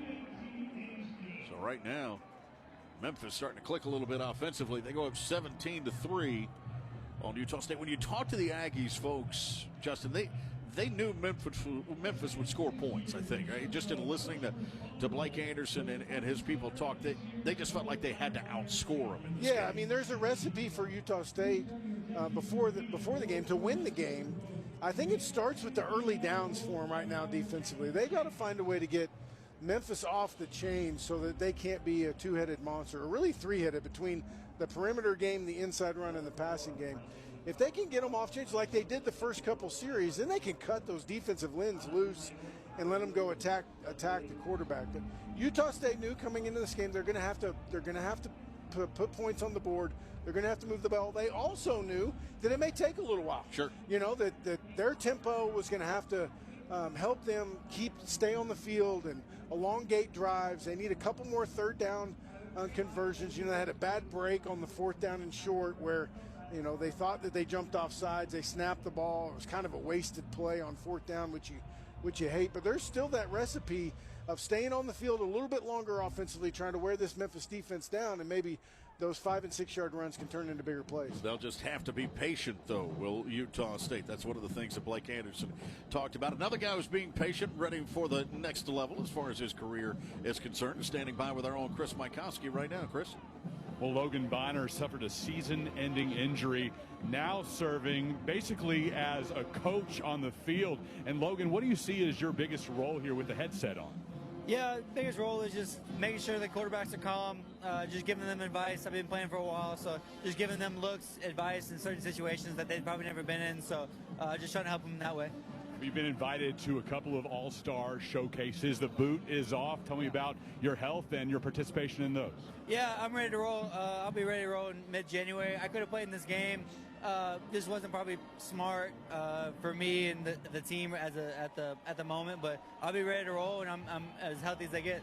Obviously, it was a good thing for you. You didn't get to play in front of them, but you got to see family here from nearby Rowlett. Yeah, so actually first ever playing was 2017. We were playing SMU here, and I got to play in that game. And it would have been cool to go full circle and finish it here, but it's obviously cool. I live 10 miles away, so it's good to see family and stuff like that. So I can't wait to go home after this. All right, Logan, thank you. Good luck in the All-Star Showcases. I appreciate it. Thank you. That's Logan Bonner, one of 4 quarterbacks, Justin Fuente, that Utah State had to play this year. As a matter of fact, you look at, they only had 8 players all year, both sides of the ball, that started all 12 games. They had 15 starters miss a combined 53 games due to injury at Utah State this year. I mean, it even speaks to Blake Anderson and the job his staff has done.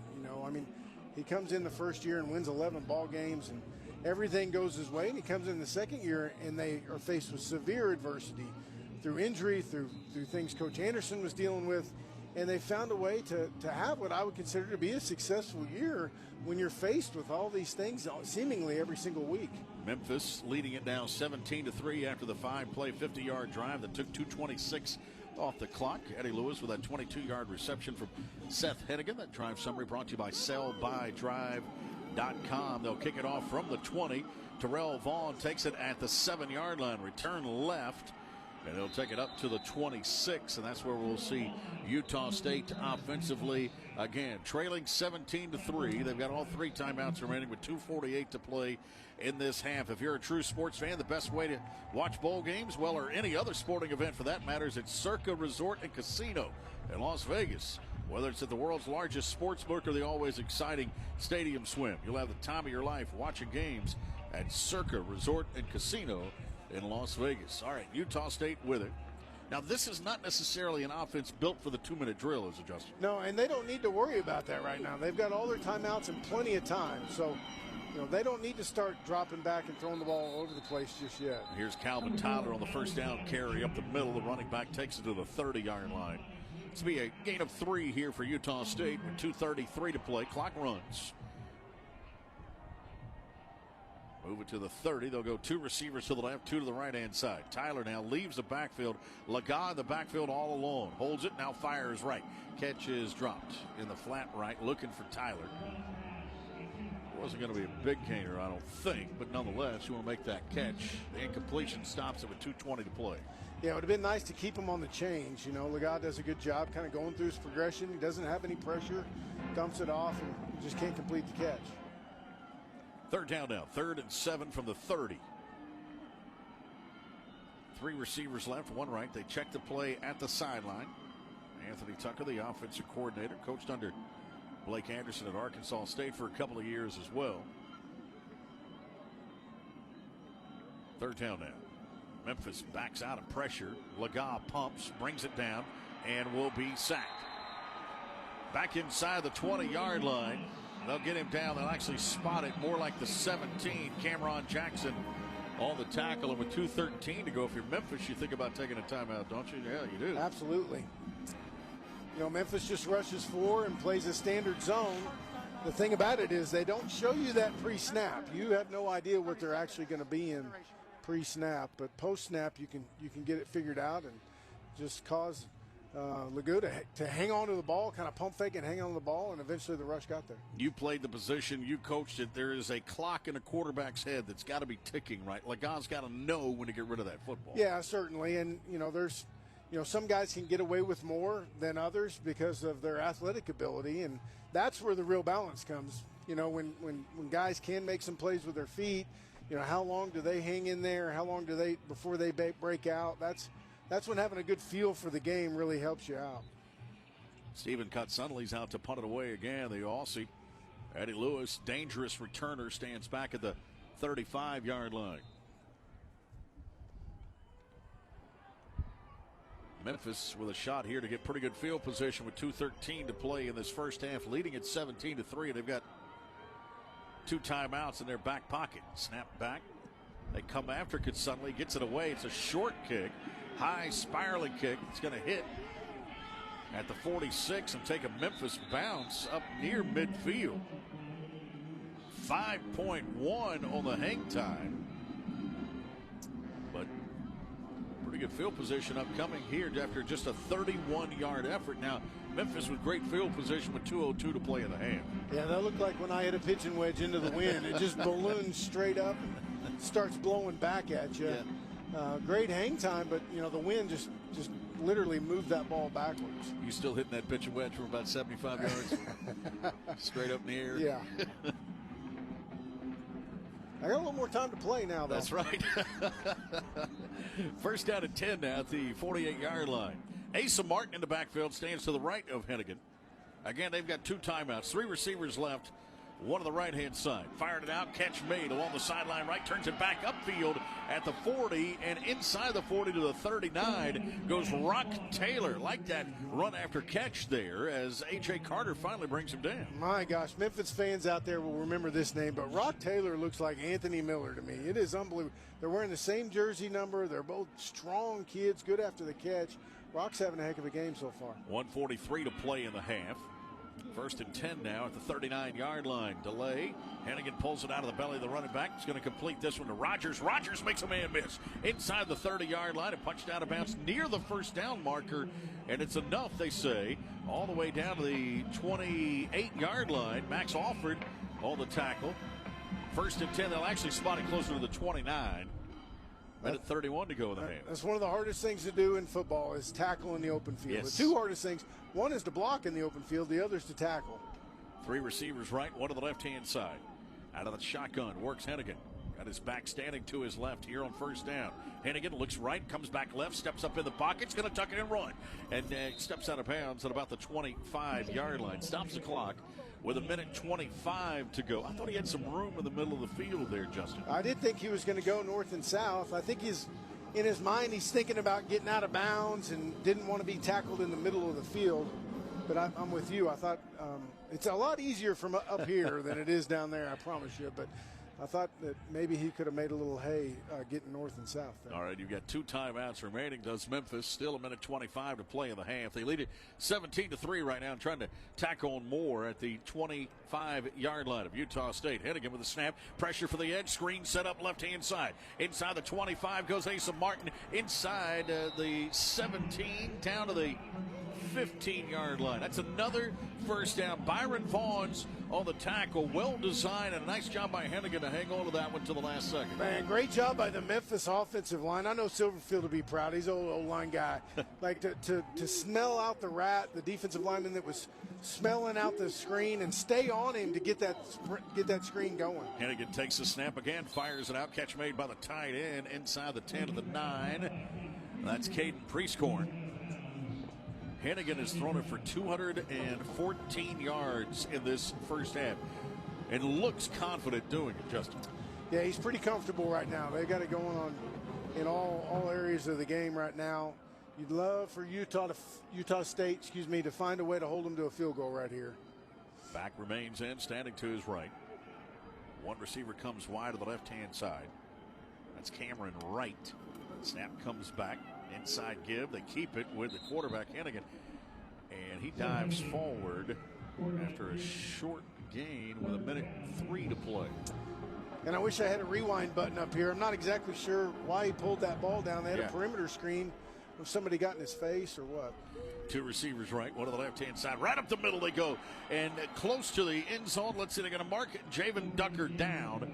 About a foot shy of the goal line. Memphis going to operate with tempo now. They've got it at the 1-foot line. Hennigan takes the snap. This time he gives it to Ducker again. Utah State had him. Balled it up, and down he'll go at the 3. Nice job defensively. You're down to 33 seconds to play in the half. And now a timeout's going to be taken by Memphis. Tigers tried to play with tempo there, Justin. Catch Utah State off balance a bit at the 1-foot line, and it did not pay off. I know. It's so hard, too.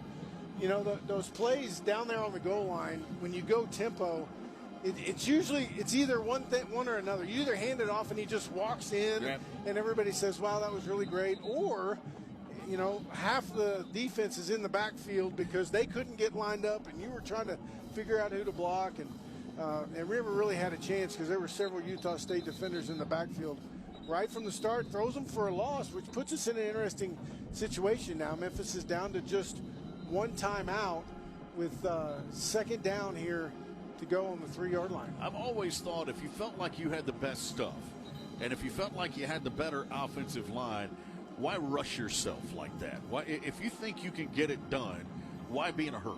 Yeah, well, it's because we see all those clips of those guys just walking in and makes us want to do it, and we've all fallen victim to it. And when it looks good, everybody pats you on the back, and when it looks terrible, everybody says, what are you doing? Bringing an extra blocker here. They'll bring that fullback John Hassel in now. He stands directly behind the quarterback with a tailback behind him, Ducker here.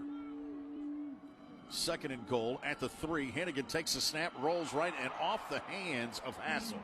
They had the fullback in the flat. He's really a wide receiver. Really, I should say this. He's really an H. Yeah. Kind of the 3rd tight end. Unable to hang on to that one. And now you're facing 3rd and goal at the 3. So you guys that are out there they're fans of John Gruden and the Spider 2Y banana. Right. That's what they just ran. They faked the power play, put the fullback in the flat and the tight end in the corner, and they had the fullback in the flat and just couldn't bring it down. Now it brings up, you've got 3rd down. You still got your timeout, so if you don't get it, if you want to kick a field goal, you can run the clock down and do that. So you can run it or throw it here if you'd like, but I expect a pass. All right, Ducker stands to the left of Hennigan. Snap comes back. How about the option? Now Hennigan's going to throw it. Does so to the tight end. Catch is made. Touchdown, Memphis. That's Priestcorn who makes that reception. Hennigan showed option to the wide side, backed up and threw the foot. That almost looked like Army. Yeah, they had 2 receivers to the left to the side Seth was sprinting to. They had a little rub route, and then he takes his eyes off of it and brings it back to a tight end that's just standing in the end zone like he kind of got lost and almost just flips it to him for a touchdown. There's a late flag that comes in. I think this is after the play. It's a Pac-12 officiating crew. Let's let them decide here. There is no foul for an eligible player down. I think they just wanted to talk through that. He threw the flag late, Justin, to make sure that the formation was correct. And well, you always feel good when they get together and get the thing right. Yes.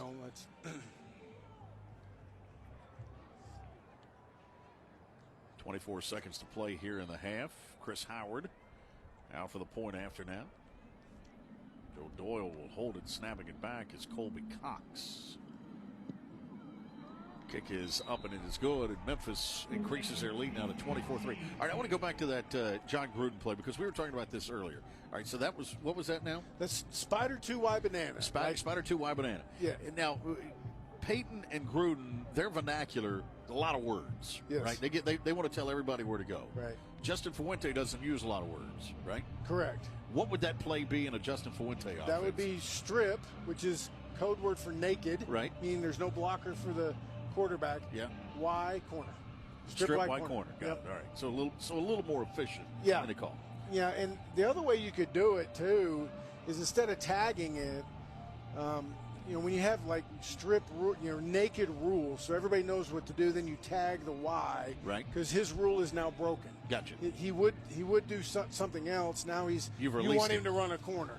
The other way to do it is just name it. Yeah. Call it whatever you want. Cheerios. Yeah, Spider. Or whatever it is, yes. But, Gruden made a big deal of that when he was doing those NFL deals, those quarterback deals, which were kind of enjoyable to watch. He would go crazy about Spider 2Y banana all the time. Priestcorn, the tight end's pretty good player, isn't he, Chris Mykowski? Time since 2013, and Memphis didn't have any players on the all-conference first-team offense. Priestcorn was named to the second team, and really good news for Memphis as he announced last week that he would remain. He thought about transferring to get some more development elsewhere before heading to the NFL, but the love of his teammates and the love of this program made him decide to spend one more year with the Tigers. Yeah, he's a good-looking tight end. Tanner Gillis kicks this one out of the back of the end zone. That scoring drive for Memphis, 10 plays, 52 yards, took 138 off the clock. 3-yard touchdown pass to Priestcorn, and now it's 24-3. Memphis leading it here on Utah State. That's 3 straight drives with scores for Memphis. 3 straight touchdowns, 4 straight scores for the Tigers. Calvin Tyler is in at running back now for the Aggies. Got to get something going here. 24 seconds to work with in the half. They'll hand it off to Tyler, and he's met immediately as he slides here to the 28-yard line. Zy Brockington on the tackle here for the Tigers, down to 14 seconds, and let's see if Utah State wants to try to run another play. Blake Anderson, he talked about being patient with his offense. He's going to have work to do here in this second half with his team down 3 scores. 24-3 right now. Memphis leading it here on the Utah State Aggies as our own Chris Mykoski makes his way out to visit with the head coach of Utah State, Blake Anderson. He's got a conversation with the officiating crew first that he's got to finish up after that first half. And now here is Coach Anderson standing by with our own Chris Mykoski. Chris. We'll let him finish up the visit with the Pac-12 officiating crew. Coach, you told us you knew it'd be really tough to match these guys up front. How do you counter that in the second half? I just got to grit up. Play, do what we're asked to do, for one. Some young guys got to step in and play better. We just got to find out what we are. Find out what we are real quick. You won 5 of your 6 games in comeback fashion. I know you love the grit of this team, the ability to do that in the final 30 minutes. We got the ability to do it. We got to go out and execute. Appreciate it, Coach. Brian? Blake Anderson, head coach of the Utah State Aggies. All right, Justin Fuente, in this second half, what do they have to do? Well, it sounds to me like he's going to go challenge them at halftime. Yep. He's probably going to refer back to the things that they've talked about all year, like from the first meeting of fall camp and what their identity is and the things that they want to call themselves and talk about, and see if they can go put this into action here in the second half.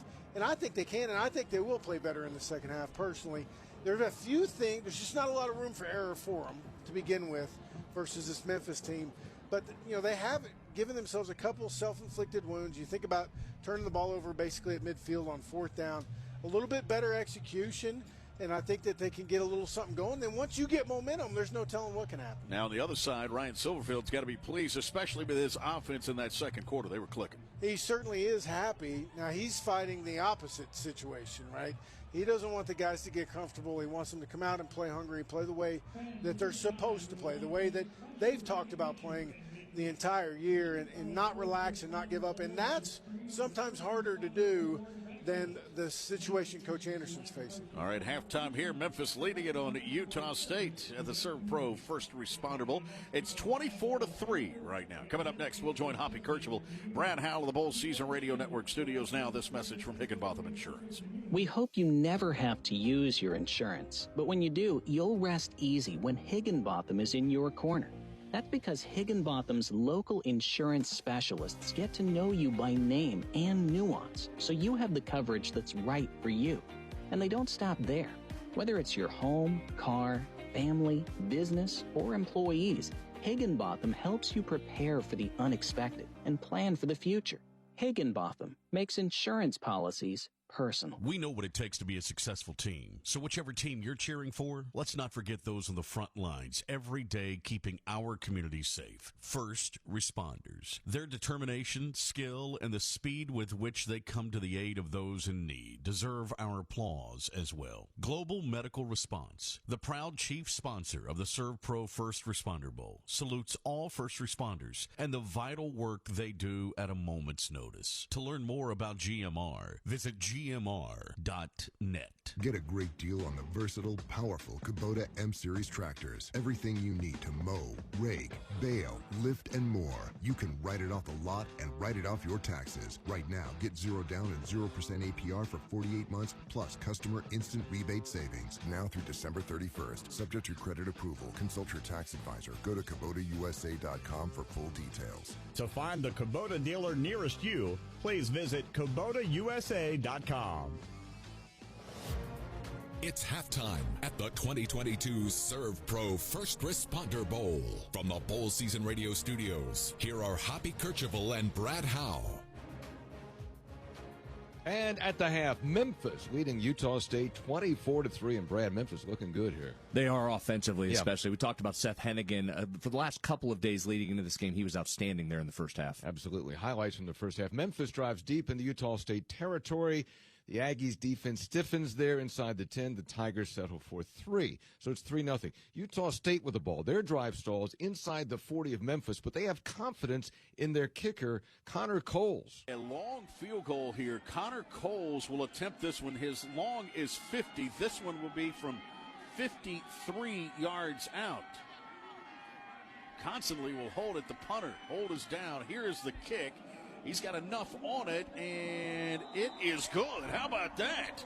53, and he had a few yards after that. Remember that later if they need his leg coming up in the second half. Then Hennigan, having a great day, as you pointed out. Hennigan's getting greased up here. Long snap count. It's a play clock at 1. Snap comes back. Hennigan over the middle. Got a man open. Inside the 40, inside the 35. Rock Taylor hangs on this time all the way down to the 29-yard line of Utah State. That's a big-time catch over the middle for Taylor, the sophomore. Goes for 22 yards and a Tiger first down. Yeah, big-time catch and a big-time third down conversion to keep that drive alive. Then Hennigan goes back to the air for the score. Snap comes back and Hennigan to throw the football. They bring pressure over the middle. Wide open catch for the score. Eddie Lewis hauls it in from 15 yards out. Memphis on the scoreboard again with 7:24 to play. 8 plays, 72-yard drive, and it won't be the last time we hear Eddie Lewis's name in the first half. Exactly. Memphis 10, Utah State 3 at that point. Midway point of the second quarter. Next possession for Memphis. Brad, at this point, the Tigers are running the ball successfully. What happens when you run the ball successfully? You can also throw the ball. You can. Hennigan looking that way. He's going to throw it in the end zone. He's got a man open. It's caught for the score. You recognize it, Justin Fuente. Eddie Lewis able to haul that one in. Nice throw from Hennigan. He was teed up by Anyuan, but great throw and catch that time. It goes for 22 yards and another Memphis score. Yeah, great throw is right there from Brian Estridge. He dropped it right in the bucket. That's 4 catches, 77 yards, and 2 touchdown catches for Lewis there in the first half. And Coach Fuente seeing the formation, calling the play from the booth. It's a lot easier when you're up in the booth, right? So Memphis is feeling it. Hennigan is in control on 3rd and goal from inside the 5. The Tigers actually show option here. Now Hennigan's going to throw it. Does so to the tight end. Catch was made. Touchdown Memphis. That's Priestcorn who makes that reception. Hennigan showed option to the wide side, backed up and threw the foot. That almost looked like Army. Hennigan with a great half there, as we mentioned. 15 of 21, 217 yards, and those 3 touchdown passes. The score, Memphis 24, Utah State 3, as halftime continues. This is the Serve Pro First Responder Bowl.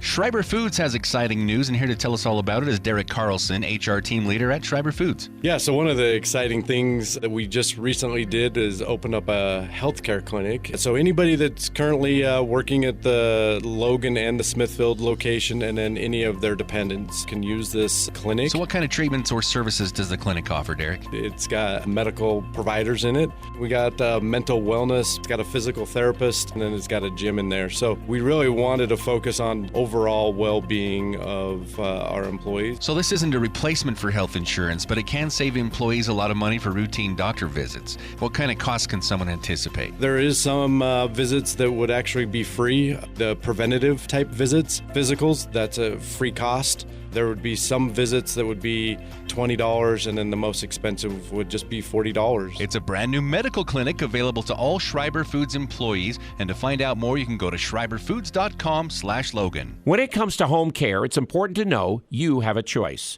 If you or a loved one is in need of hospice or home health services, remember that Primrose Home Care and Hospice believes in treating the patient as well as the problem.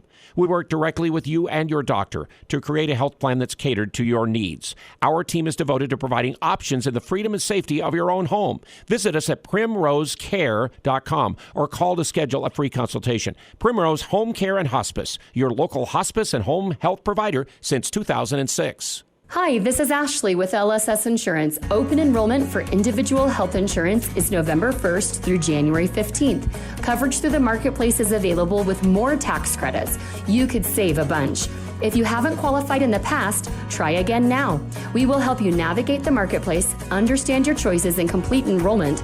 Trying it on your own can be frustrating. Let us help. Call 752-9493. There is no cost to work with us. Having a local agent makes all the difference. Call 752-9493. Get in zone, AutoZone. Welcome to AutoZone. Thinking about gas mileage? If your check engine light is on, it may be affecting your MPGs, but the free AutoZone Fix Finder service can help. With the most complete free warning light report backed by technician-verified fixes, you'll know what's affecting your gas mileage and more, and you don't have to drive too far to find the fix. The free AutoZone Fix Finder service is available at all 6,200 stores. Get in the zone, AutoZone. See details at AutoZone.com. Get in the zone, AutoZone. Welcome to AutoZone. What are you working on today? Starting trouble. No one likes that. We'll get you set up for some stronger starts. You might just need a fresh charge, and we'll take care of that free of charge. But if it is time for a new battery, we've got replacement batteries that'll fit your needs, starting at just $79.99. You can learn more about our battery selection at AutoZone.com. That's what makes us America's #1 battery destination. Get in the zone, AutoZone. Claim based on data from the NPD Group 2021. Aggie Game Day continues. Sponsored by Thermo Fisher on News Talk KVNU and Sports Talk Radio, The Fan. You're in bowl season. Now back to the 2022 Serve Pro First Responder Bowl. And at the half, Memphis leads Utah State 24-3. Hoppy Kercheval back here with Brad Howe.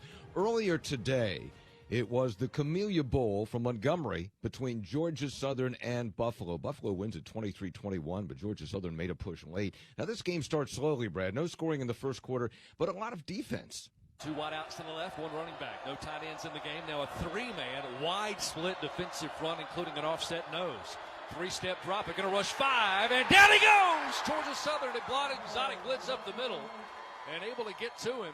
The Georgia Southern pressure was good early. 4 tackles for loss there in the first half. The Bulls get it going in the second quarter as Cole Snyder connects with an open wide receiver. Play action fake. Again, a deep route down the near sideline, running behind himself, hauls it in, inside the pylon, and to get there, touchdown, Buffalo! Najee Thompson got his knees tangled up at about the 15. Receiver is running all by himself, Justin Marshall, and takes it into the end zone for the first touchdown of the game. Marshall with a huge day, Hoppy. 11 catches, 127 yards, and the touchdown right there. The Bulls extend the lead just before the half. Lineman turn, get up over the football, same formation, tied in on the wing left. They're determined to run behind it again. Diving, kept his knee up. Looked like he got in there. Here's the sign. Touchdown! Tajay Ahmed. His first touchdown this year as a Buffalo running back. He's in for the injured Mike Washington.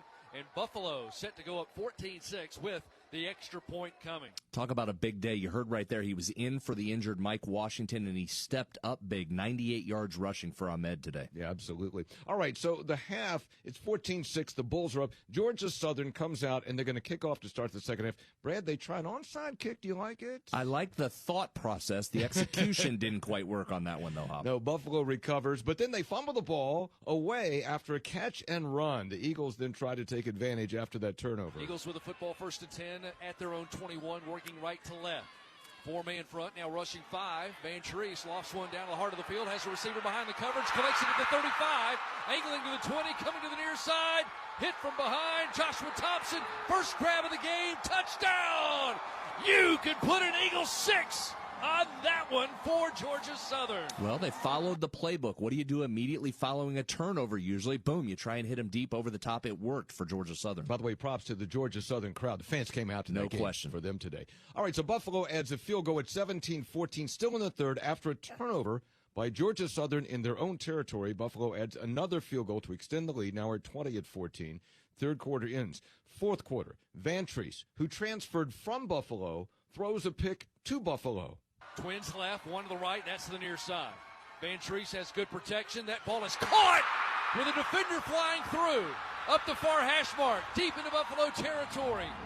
Nice grab by Bo Johnson. I'm still not sure how that pass got in there, but it was great concentration, great catch for the big play. Yeah, that was after the pick. He came back, had the big completion to Bo Johnson to the 19 of Buffalo, and then Van Treese brings his team down the field and narrows the gap. The new line of scrimmage is back at the 13 as Hood goes in motion. Tied in right side of the formation. Van Treese looks left, pumps the shoulders. Alone, lofted it, high, goes for it. McAfee, touchdown! Touchdown, Georgia Southern. Van Treese with his second touchdown hurl of the game. And Van Treese was really good today, Hoppy. 352 yards passing, but just not quite enough there. Yeah, and I think what was big here, too, is that after Buffalo gets the ball back, they ran out the clock. Good job by Buffalo running clock there late. They did, and Buffalo was there all day long. Yep. When they needed a defensive stop, they got it, and then there at the end, a perfect execution of bleeding clock to finish that game. So Buffalo wins at 23-21 over Georgia Southern. Our halftime score in the ServPro First Responder Bowl, Memphis 24, Utah State 3. More from our halftime show after this from Circa Resort. Experience the time of your life at Circa Resort and Casino in Las Vegas. Live it up with the world's largest sports book, Circa Sports. Get loose and get loud with all sports, all seasons at Stadium Swim. Take in the $1 million views at our rooftop lounge, Legacy Club. Go big and go all night with our luxurious rooms and suites. Book the time of your life today at circalasvegas.com. You book a ride, vacation, and dinner all through an app. So why not take the same approach to your job search? Staff DNA is how healthcare professionals now look for temporary contracts, staff positions, or local assignments. With just a few clicks, you can see all jobs and details in one place without even registering. Customize your pay to suit your needs, get real-time status updates, and even accept offers, all in the app. Staff DNA, the #1 app for finding healthcare jobs. Download it now. During an emergency, a network becomes a critical line of communication, connecting first responders to technology and to each other. FirstNet is the only officially authorized wireless network built with and for first responders and the extended public safety community. It's highly secure, eliminates throttling, and cuts through the clutter of commercial traffic. It's the help you need to help the people who need you. Get the facts at firstnet.com.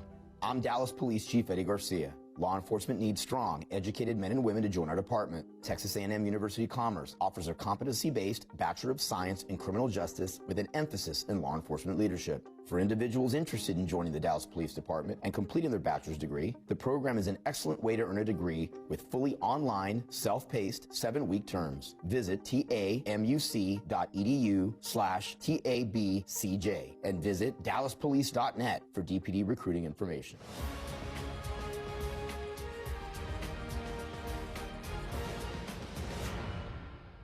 Back at the Bowl Season Radio Studios, Hoppy Kercheval, Brad Howe, halftime. Memphis leading Utah State 24-3. Let's pause 10 seconds. This is the 2022 ServPro Responder Bowl on Bowl Season Radio from First Team. The new home for Sports Talk Radio. KLGN Logan, 106.9 FM, 1390 AM. The Fan.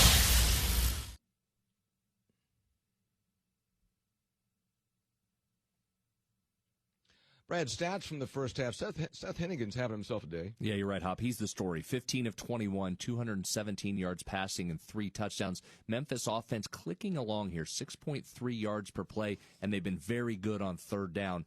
5 of 8 on those third down conversions. So that's been the story in the first half. This Tiger offense, we talked about it before the game, explosive. They lived up to that billing in the first half. Next up, it's the Ticket Smarter Birmingham Bowl between Coastal Carolina and East Carolina from Protective Stadium in Birmingham, Alabama. Talk about some explosive offenses here. Both of these quarterbacks really good. Grayson McCall, Holton Ahlers for both teams. So you would expect some points, you would expect some big plays, and you would expect both teams going up and down the field in this one. And just one more to serve up late tonight is going to be Wisconsin-Oklahoma State in the Guaranteed Rate Bowl. That might be the opposite. Not quite sure who's playing for either team there. A lot of changeover both for Wisconsin and for Oklahoma State.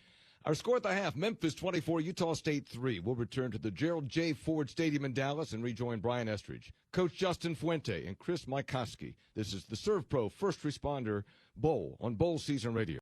Hi, this is Ashley with LSS Insurance. Open enrollment for individual health insurance is November 1st through January 15th.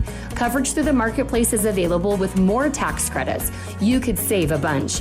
If you haven't qualified in the past, try again now. We will help you navigate the marketplace, understand your choices, and complete enrollment.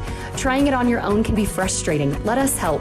Call 752-9493. There is no cost to work with us. Having a local agent makes all the difference.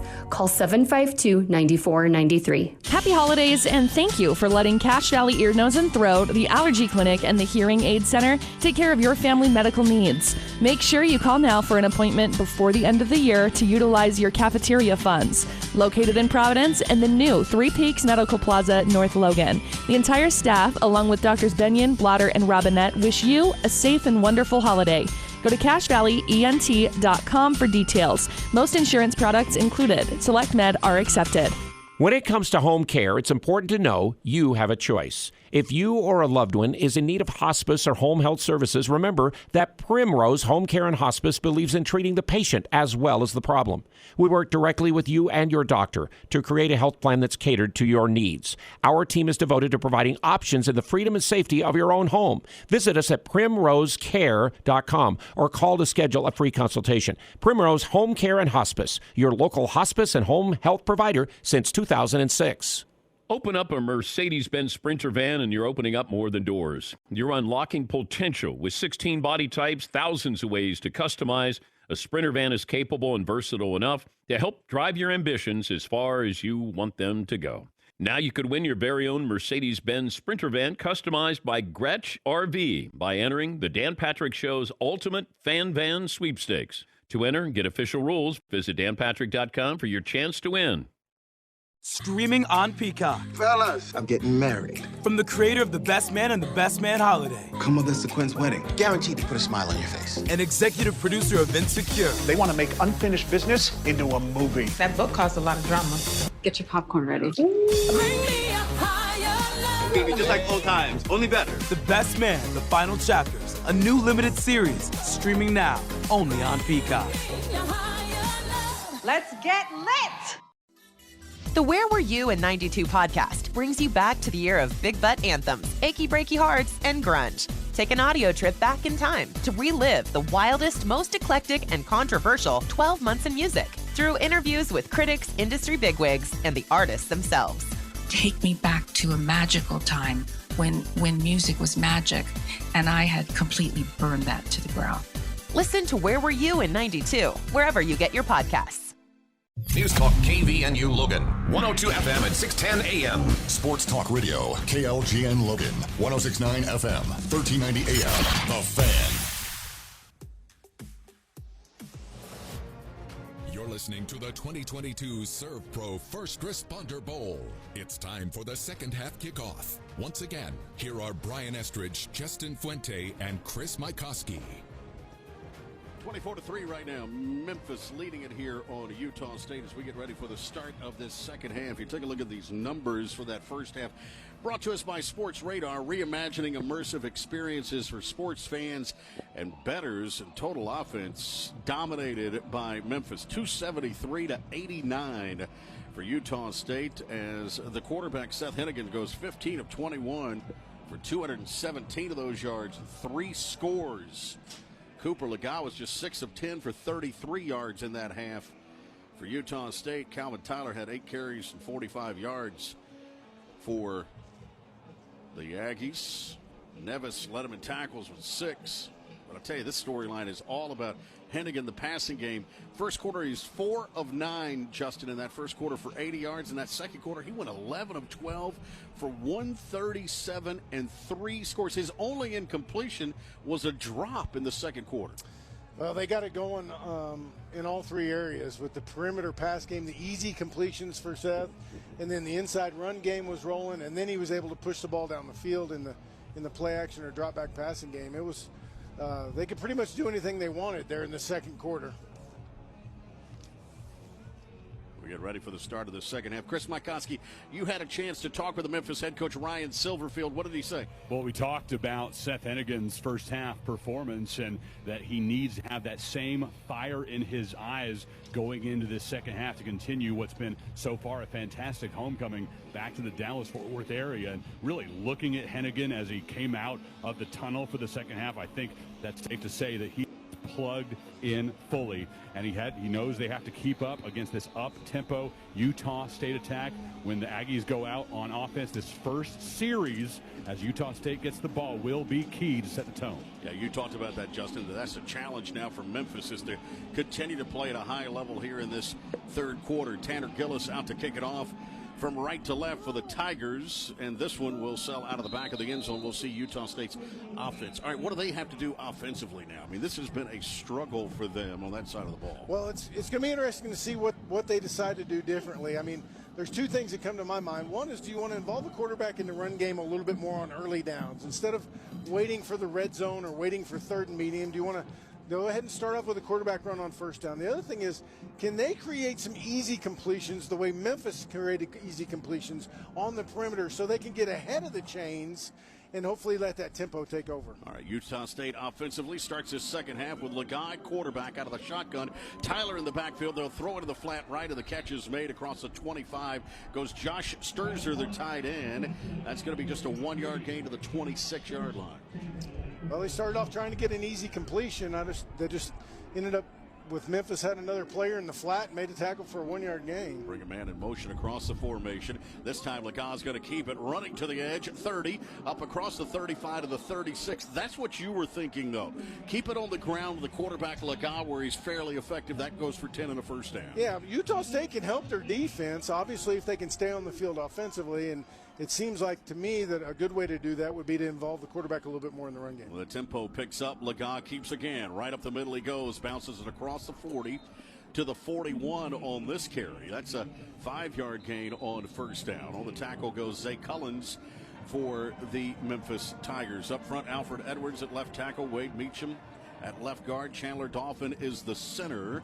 There's an injured Memphis Tiger down, by the way. Waylon Lapua'o is at right guard, and Jacob South is at right tackle. Jalen Allen is the injured Memphis Tiger, by the way, down at the 41-yard line.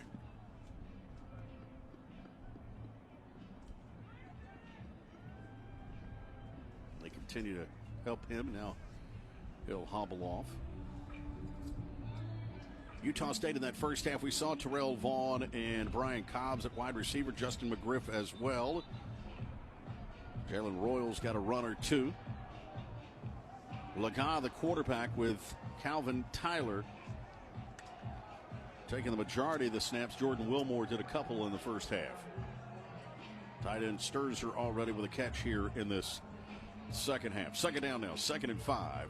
Two receivers to the left, one to the right-hand side. Terrell Vaughn's in the backfield along with Calvin Tyler. They stand to either side now of Lagau. Take the snap. This time he's going to hand it left-hand side to Vaughn, and Vaughn bottled up there at the 41-yard line. Vaughn with that speed, he's the guy you want to try to get to the edge, right, Justin?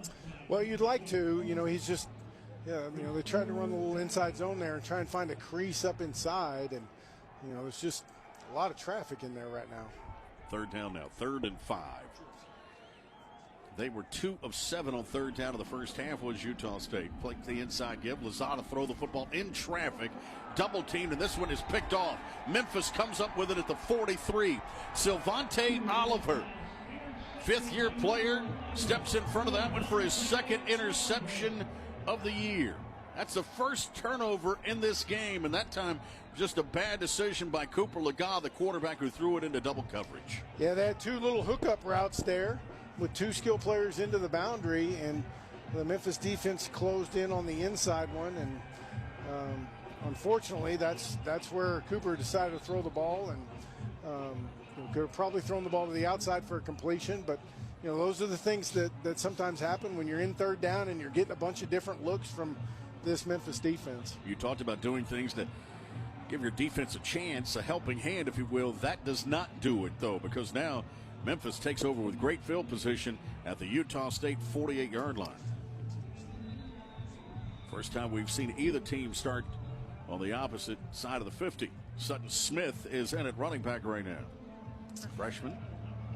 You love that Utah State got the quarterback run game going, got a little something going, but when they were forced to throw the ball, it was just really difficult situation. Looks like they're going to look at the interception. Yeah, they're going to take another look at this. I thought it was in coverage there, tight coverage.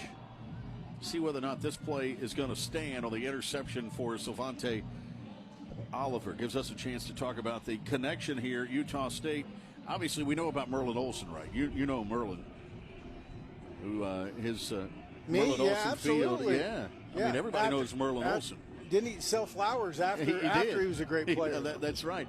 That's right. His nephew, Hans Olsen, of course, calls the games for us here at Bowl Season Radio. In fact, he's got the Music City Bowl coming up and the ReliQuest Bowl. You'll be able to hear Hans on our broadcast. He's the nephew of Merlin Olsen. But there's one other connection I thought was interesting here to DFW. Do you know the name Cornell Green? Cornell Green. Yes. He played 13 years as a DB for the Cowboys. Never missed a game. All right? He was a starting defensive back for Dallas. In fact, went to a Super Bowl. Cornell Green was a two-time All-America basketball player at Utah State. He never played football. Wow. And Gil Brandt and Tex Schramm drafted him, signed him. He goes to the Cowboys and never missed a game in 13 years in the NFL. Athletes can athlete, right? They can play. Right, yes. And some of the best athletes in the world are on that hoop court, and every football player in America thinks he's a hooper. Right, that's right. that is true, isn't it? Speaking of Dallas connections, our statistician Brian Sperry wanted me to remind folks that Dick Motta, who was the longtime coach of the Dallas Mavericks, is a Utah State grad. 13:31 to play here in this third quarter. 24-3 right now in Dallas. At SMU is the site of this one, the ServPro First Responder Bowl. Well, we've got the punt team and the punt return unit out there, but the officials are still looking into the monitor. So, I think, taking a look at the replay, I'm not so sure this is going to stand as an interception. While they continue the review, let's get a quick injury update. Here's Chris Mykowski. Yeah, I've been keeping an eye on Jalen Allen down here. He had his right ankle retaped, gave it a shot to do some running on the sidelines, a little bit of a hop, and he appears to be ready to come back in, Brian.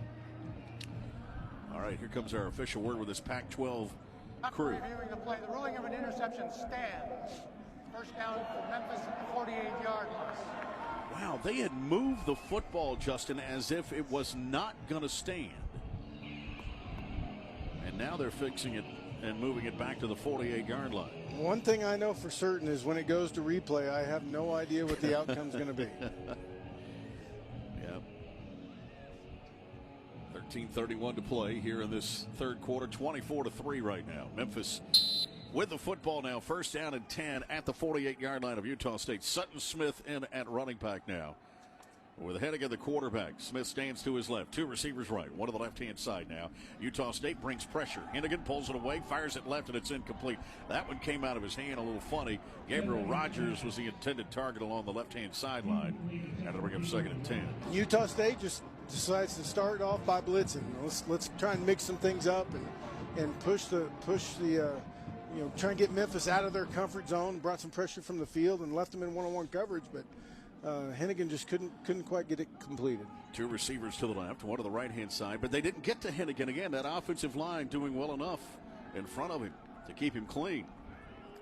In motion across the formation, they toss it to Joseph Skates, and Skates will take it inside the 50, finds a little bit of an edge up to the 45-yard line. Speaking of that offensive line, Justin, Higginbotham Insurance, protect what matters most.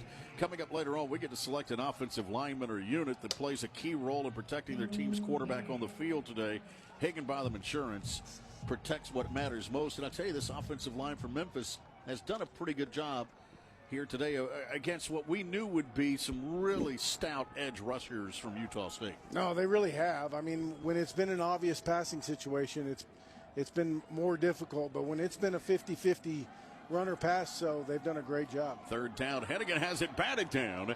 He was looking over the middle of the field, and that was Daniel Greshik who got a hand on that one.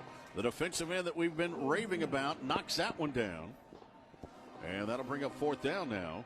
Big time stand by Utah State right there. You know, you get put on the field at midfield after a turnover. go out there and get a 3 and out. They've got to build a little confidence there. Yeah, see if they can make something happen. Cooper Jones is back deep to return this punt. Joe Doyle to punt it away, the senior from Knoxville. Transfer from Tennessee into Memphis. End over end kick. Too much on this one. Had the wind at his back. 3.7 on the hang time at a 44-yard effort. All right, offense back out there for Utah State. Your defense did their part. You got another restart here in this second half, essentially down 24-3. You talked about it on that first drive of the second half, Justin. You got a little bit of movement with that quarterback run game. Let's see if they're patient enough to stick with it now. Yeah, the question is going to be now, can they find a way to create a big play? You know, they haven't made Memphis uncomfortable enough to get out of their kind of base looks there defensively, but can they run the ball enough to make Memphis commit more people to the box, to get to a one high look, and then see if you can't take a shot and make a big play in the passing game somewhere? 12:18 to play here in the third. Actually, they reset that clock to 12:40 now. Yes. That was a stoppage in play here. The officials reset the game clock to 12:40. Utah State first down at 10 to the 20-yard line now for Lagat, the quarterback. He's got Calvin Tyler standing to his right. 4 wides, 2 to either side. They check the play at the sideline here with Anthony Tucker. There's movement up front. Ball start. 74 in the offense. That's a bad sign when it's your center, Chandler Dolphin. Those are the things that just drive coaches crazy. You know, you're having a hard time getting things going, and you're just making it harder on yourself. That's the 4th penalty charge to Utah State for 20 yards.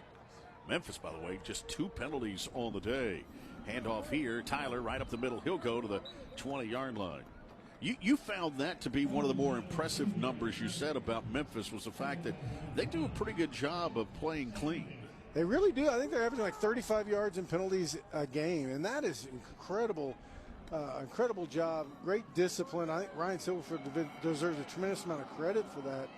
Getting these guys playing hard, but playing by the rules. Lagat rolls right, fired it downfield, caught by Terrell Vaughn at the 34-yard line. He hauls it in. It would be enough for a first down, but there is a penalty marker. I think this is going to be a hold, and it is on Utah State. Backs them up now. So just when you have something positive happen again, you get another penalty. This will hold. Now you're facing with 2nd and 20.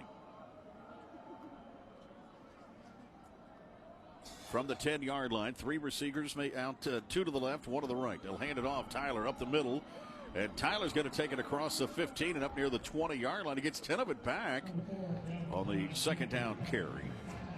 Good execution there to give him a chance. We get to 3rd down and 10 now, which Memphis loves dialing up all kinds of stuff on this deal. But at least you're in a situation where you've got a chance to go get it here. Armani Hamilton on that last stop. Utah State with just 10 yards on 3rd down all day. They need to match that here.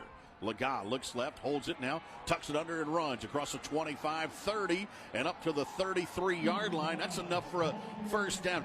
That's where his decision not to slide comes in for a positive there. Justin kept his head down and got the first down. Yeah, working for extra yardage there. Memphis in man coverage, and the big twist game up front, and Utah State does a pretty good job passing it off, opens up a little lane for Lagat to run through for a first down. Tyler Murray finally makes a tackle, 4 wides. 2 to either side. Snap comes back, fake the inside give. Lagat again pressured. He's going to be slung down. Back to the 25-yard line. That was James Stewart. And Lagat is still down. He's the 4th quarter. And I tell you, that's a bad sign to me. Your quarterback is down. Jacob South, the right tackle, just gave up that sack, Justin, and he just walked away from his quarterback.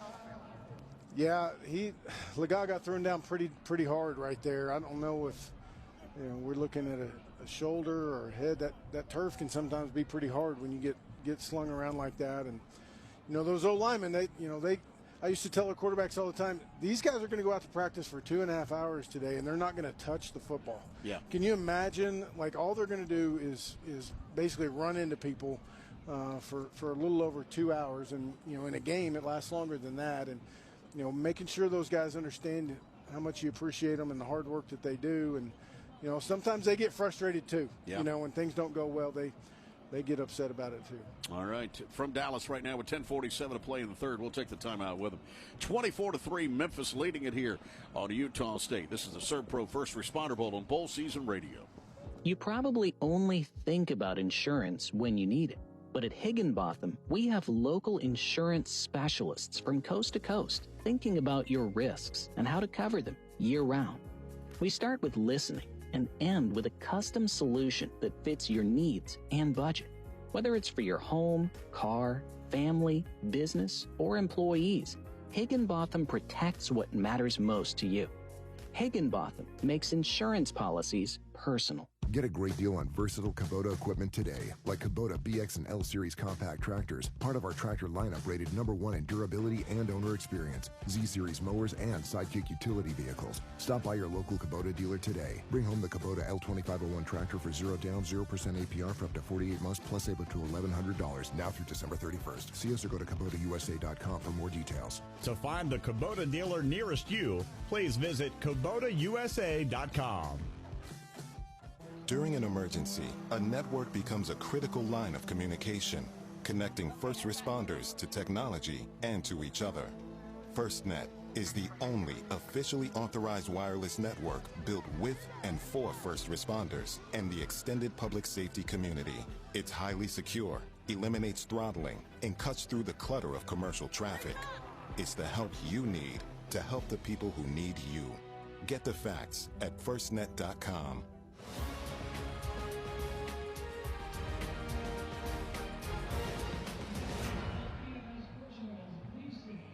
10:47 to play here in this third quarter. 24-3, Memphis leading it here on Utah State in this third quarter. It was a bad sign there for Utah State. Their quarterback had to be helped off the field. Cooper Laga, we'll get an update on his status here shortly, but Justin Fuente, that did not look good. No, he kind of went down awkward, got thrown down, like I said earlier, pretty hard, but I think he got twisted up a little bit. Might have been a lower leg injury that he was not putting any weight on it when he was helped off the field.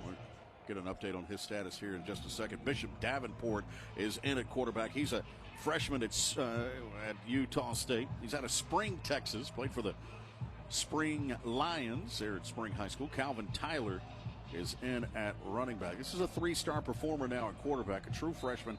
Threw for over 7,400 yards in his high school career, 77 touchdowns and 15 interceptions. They also ran for another 1,700. Sets and fires on first down. Catches made up across the 26 to the 27 for Brian Cobbs.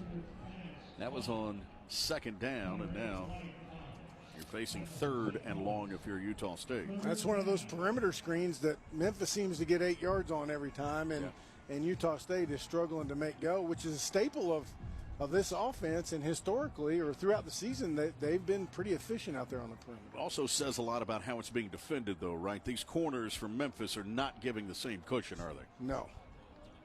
Third down now, 3rd and 16, with that freshman quarterback handing it off right up the middle. And Calvin Tyler is going to take it across the 32 to the 33-yard line. Back near the 35, actually, with that second effort, but it's 4th down and 9, and Utah State's going to be forced to punt it away again. Good physical run right there. Calvin poured it up in there, obviously short of the first down, but that's a pretty tough spot to put the quarterback into. We'll get an injury update after this punt now. Constantly out to punt it away again. Back deep is Eddie Lewis, averaging 39 yards on his previous 3 punts as Constantly. This time he'll punt it from the 34 into the wind. And it's not pretty. Hits, though, and takes a good Utah State bounce where Lewis grabs it at the 23-yard line, makes a couple of men miss, and finally bottled up here by the Aggies special teams at the 23. 42-yard effort, 2.9 on the hang time, -2 on that return. So 1st and 10 now for Memphis with 9:07 to play in the third, up 24-3. Let's check it on the sidelines. Get an injury update at Chris Mykoski. Well, as you guys mentioned, Cooper Laga had a hard time coming off the field, wasn't able to put any weight on that right leg. He's been put into the medical tent. The doors are zipped shut. Logan Bonner, the senior quarterback. visited with earlier, actually just entered, likely to give Coop a little bit of encouragement here as he goes through this injury. All right. Hopefully that gets better for Utah State. He's the fourth quarterback now. They've played 5 different quarterbacks this year. 1st and 10 for the 23-yard line. 3 receivers to the right. Sutton Smith in at running back right now for Hennigan, the quarterback from Memphis. And Hennigan rips it out of the belly of Smith and takes it forward here near a first down to the 33-yard line. They'll give him to the 32, actually. And let's see. Are they going to call it a first down? No, they'll hold him up. Gain of 9 there. The old power read. Bring the tailback back across flat in front of the quarterback, and the quarterback just reads that defensive end. If the end gets up the field, the quarterback keeps it. If he flat foots it, he hands the ball off to the tailback running around the edge. That time he got to keep it up inside. Maybe a question on the spot here. When a Pac-12 officiating crew meets. They've had a few conversations today. Well, now they involve the field judge. This might be a clock issue then.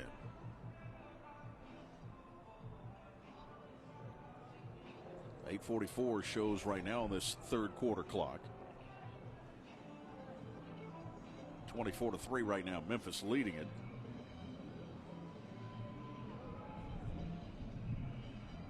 Now the officials are ready to restart this.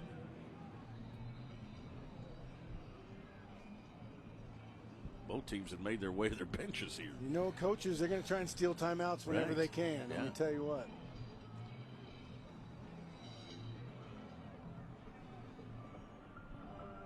Second down and short now for Memphis from the 32-yard line. 8:44 to play in the third. Hennigan, the quarterback's going to bring the fullback back in. That's John Hassel, who they threw to in the first half. Javen Ducker's the eye. 2 tights here on second and short. Got it down to work with. Get movement up front. Hennigan under center here. Play clock's at 8. 1 wide out to the right. Turn, hand it off. Ducker. Right up the middle he goes to the 35-yard line. That doesn't look like much, Justin, but that's an old school football play that I just love. I mean, it's effective. Look, you needed 1, you got 3. I know. It's, they got in a formation that almost looks like a trick play nowadays. I mean, they got 2 tight ends and an H-back, only 1 wide receiver. They're up underneath the center trying to get big. I saw Memphis late in the year run about 6 minutes off the clock in that one formation, running about 2 plays during the season. 1st and 10 now at the 35-yard line. That's the first down of the second half for Memphis. Hennigan this time, he's going to go deep ball right side. He's got man coverage inside the 30-yard line, and the pass is dropped. Had a man open. That's Joseph Skates, who couldn't hang on to it, the junior out of Dayton, Ohio. He's a transfer from Iowa State.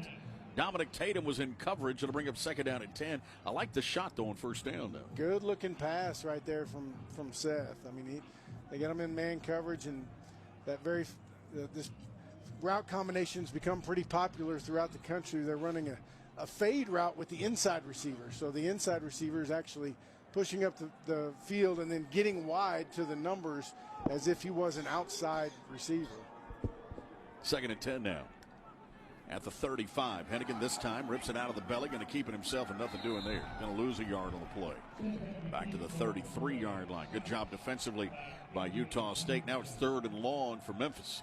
Yeah, well defended on the read zone. They had the defensive end take the dive, and the linebacker stepped back around and was standing right there for the quarterback, for Hennigan, when he pulled it, and there was nowhere for him to go. Clock runs here with 7:20 to play in the third.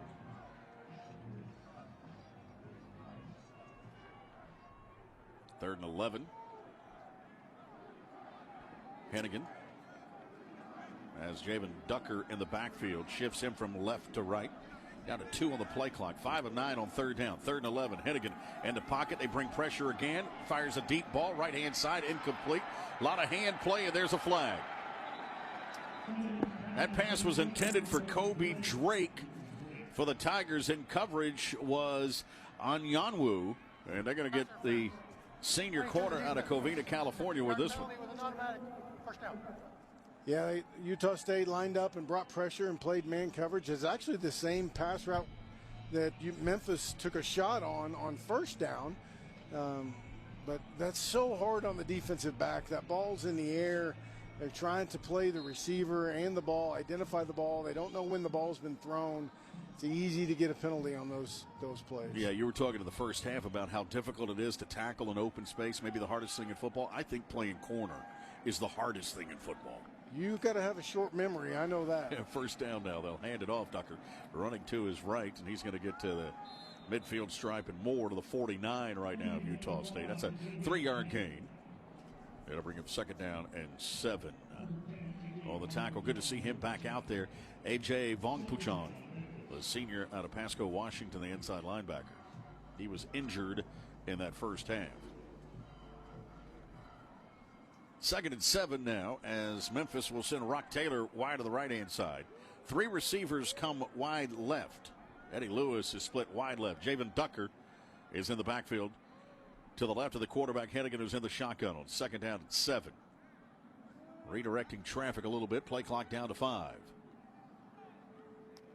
Snap comes back. Hennigan takes that snap, looks right, fired it out. Catch is made here inside the 40. Rock Taylor's going to take it down to the 39. Physical after the catch was Taylor.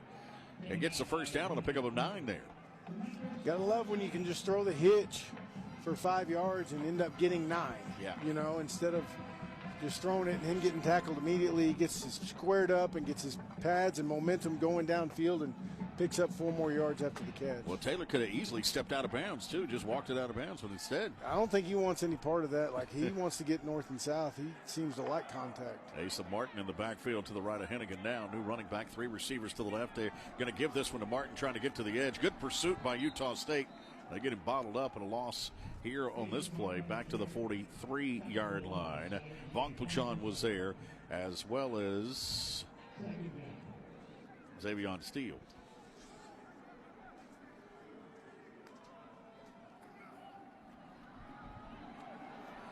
Here it is on second down and 13. Hennigan to the throw. The football pressure comes in, and they're going to get the sack. Wow. Utah State's defense just tees off this time on Hennigan. It's going to be a loss of 9 on the play. Yeah, Memphis trying to run a little play where they sneak the tailback out of the backfield, and Seth Hennigan pumps the ball one way, then wheels back out, and the defensive end just gets up the field. He's right in his lap as soon as he wheels back around and doesn't have time to get the ball to the tailback in the flat. Yeah, that was Motuapawaka, the defensive tackle. Holly Motuapawaka out of Honolulu. Snap comes back. Hennigan this time on third down, and penalty marker comes in here. Let's check this one. 75 with the offense. 5-yard penalty is still third down. That's Matt Dales checking along the sidelines of Chris Mikoski. Chris. Well, the young man who just got into the backfield, Brian. I've reported on plenty of multi-sport athletes, but this is a first. In addition to being a starting defensive tackle for Utah State, Halle is a 3-time world fire knife champion. I'm going to post some video of this on the Bowl Season Radio Twitter account right now. You have to see it. Fire knife, huh? I like this. Third down now. Third and long. 3rd and 27. Asa Martin in the backfield. Coach, what do you dial him on 3rd and 27? Here's your quarterback, Hennigan. Into pocket, ball's knocked loose. Down to the ground it goes. Back at the 36-yard line. Utah State has come up with it. Well, there's no good calls for 3rd and 27. What you hope to do is not do that. And that's turn the ball over and give Utah State some momentum in a short field to try and get themselves back in this ballgame. That was Greshik who comes up with it. He knocked it out. Did Daniel Greshik, and now Utah State with great field position with 3:58 to play here in this third quarter. They'll have it first down and 10 at the Memphis 36 when we get back to Dallas. Trailing 24-3 right now. Utah State with their best field position of the day when we come back. This is the CERN-Pro First Responder Bowl on Bowl Season. Hi, this is Ashley with LSS Insurance. Open enrollment for individual health insurance is November 1st through January 15th. Coverage through the marketplace is available with more tax credits. You could save a bunch. If you haven't qualified in the past, try again now. We will help you navigate the marketplace, understand your choices, and complete enrollment. Trying it on your own can be frustrating. Let us help. Call 752-9493. There is no cost to work with us. Having a local agent makes all the difference. Call 752-9493. When it comes to home care, it's important to know you have a choice. If you or a loved one is in need of hospice or home health services, remember that Primrose Home Care and Hospice believes in treating the patient as well as the problem.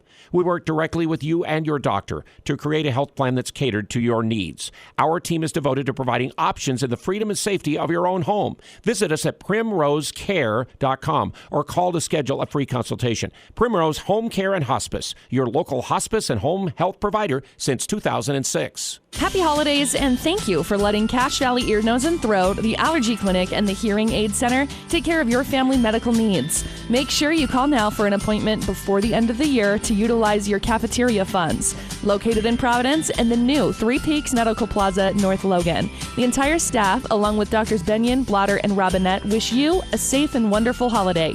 Go to CacheValleyENT.com for details. Most insurance products included. Select Med are accepted. It's KVNU Aggie Game Day, brought to you by Cache Valley Ear, Nose, and Throat on News Talk, KVNU, and Sports Talk Radio, The Fan. 3:58 to play in the third quarter. Brian Estridge, Justin Fuente, Chris Mikoski is with us on the sidelines here today in Dallas. Our spotter is Wayne Gossard, statistician is Brian Sperry, producer engineer Josiah Miller. Thanks for joining us. Hoppy Kercheval and Brad Howell are back at our bowl season radio studios. You know, this bowl game honors first responders. And Ryan Silverfield talked about that earlier in the week. He's the head coach of the Memphis Tigers, and he says this one means a little something. Our first responders mean so much to us, not only in Memphis, but obviously throughout this world. And, you know, at one point my wife was a nurse and now a doctor, so it kind of hits home with me a little bit in that nature. But we've understood how wonderful those people have been for our society, and obviously, like you mentioned, the events that occurred in Memphis. So it's great. Obviously, with all that comes along the obligation to honor and appreciate those people, and we certainly do as a program, and we will continue to do so. And then, all week long, they've been honoring first responders in relation to this bowl here. Appreciate all of they do for us. Bishop Davenport is in at quarterback now for Utah State with Calvin Tyler at running back as the Aggies take over first and 10 to the 36-yard line with 3:58 to play in this third quarter. And Utah State desperately needs a score here, Justin. Yeah, it'd be nice to convert this. This is as short a field as they've had this game. They need to find a way to scratch out a living here, running the ball, and see if we can't make a play in the passing game to kind of get a chunk play. It's like every gain is only 4 yards, and find a way to get a chunk play. This is the best starting field position by 36 yards for Utah State. They hand it off to Tyler. Nothing doing there. Memphis going to bottle them up. They go backwards to the 39-yard line. That's a loss of 4 on the play. Waterley's Duckworth on the tackle that time for the Tigers.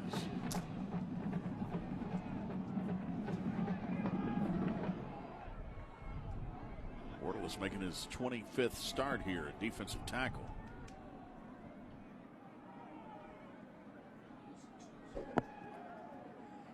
We're going to call that more like a loss of 2. So make it second down and 12.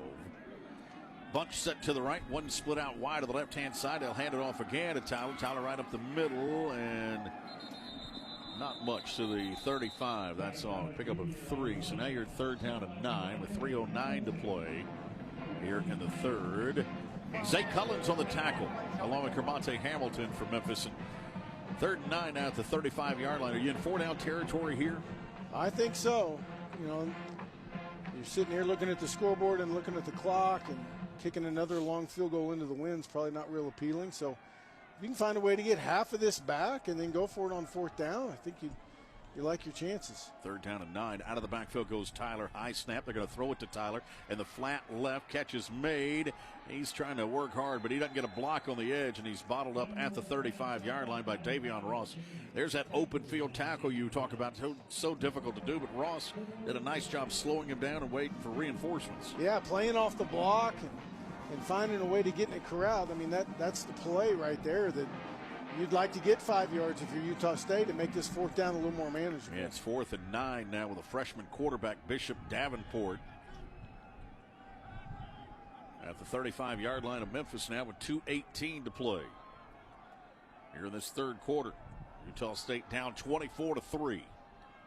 Man in motion across the formation now is Sturzer, the tight end. And I think there's some indecision here. Play clock at 1. And Utah State going to let that play clock wind down. Did they get the timeout, or are they going to take the penalty here? Take it. Offense. 5-yard penalty. All right, so you take the penalty there, Justin. You've got a minute 59 to play in this third quarter. You're down 24-3. You haven't had a ton of opportunities on their side of the 50, and you're giving this one away. I know. All your choices are bad. It stinks, right? Yeah. Like, you wanted to get 5 yards so you could make it 4th and 5. You didn't, so it's 4th and 9. Try and drive them off sides. They stay disciplined, and now you're kind of forced into punting it. Nobody likes punting the ball from the 40-yard line, but it's just kind of a tough situation. Got Sunley to punt it. The Aussie chips this one toward the right. Utah State is down there. They watch it hit at the 13-yard line and out of bounds. 3.9 on the hang time. Timeout on the field. Spotted at the 12-yard line. Let's check in real quick down on the sideline. Chris Mikoski with the quarterback's dad. That's right, the quarterback of the Memphis Tigers, Seth Hennigan, is standing by with Chris. Well, I'm here with Dave Hennigan, Brian, his father and coach at Powerhouse Ryan High School in Denton. And Coach, your son obviously had a rough go of it, as did his whole team last time they were in Dallas. I know he had to have been excited about getting another crack here close to home. Yeah, it was a tough loss. That's what I told him. I said, you threw 44 really good passes and one really bad one at a bad time, unfortunately. And so that's part of playing that position, So they're glad to be back and hopefully finish this one out. This has been great for you, I'm sure, and the whole family to have him close for the bowl game. In your busy schedule coaching high school football, how often do you actually get to see him play in person? Well, believe it or not, we get to see him play a lot. We've made it a priority to get up to Memphis as often as possible, and I work in the car a lot. So we go to the vast majority of the games. We just don't want to miss it. Do you still act as his coach when he asks you to, or is it pretty much just try to keep hands off and let Coach Silverfield and his staff do their jobs? No, we it's not like that at all. They coach him. That's their job. The worst thing that I could do was to try to continue to coach him. He's with them now, and he needs to be listening to them. How many family and friends in attendance for the bowl game? We've got a bunch up there, probably 15, 18, 20, something like that. So friends and family, so it's been a lot of fun. Really nice, and I'm sure he got to break away from the team maybe for a little bit to enjoy Christmas with you? No. He hadn't been home at all. We hadn't really seen him. I actually came up here and watched a couple practices and got to see him for about 5 minutes, but that's about it. Well, the team is obviously the second family and one that he's excited to return to. All the Memphis fans so excited when he announced that he would be returning for another season. A lot of speculation that he might hit the portal, but he obviously is very loyal to this staff and this team. He is. He believes in Coach Silverfield and what they're doing. He knows how close they are, and he certainly wants to be a part of that and help them get to that next level. So he's here and locked in. Dave Hennigan, dad of Memphis quarterback Seth Hennigan. And Dave, look forward to seeing you on the high school sidelines again next fall. Yeah, thank you. Brian? Dave's done a nice job at Denton Wright over the years, Justin. I know you've recruited there.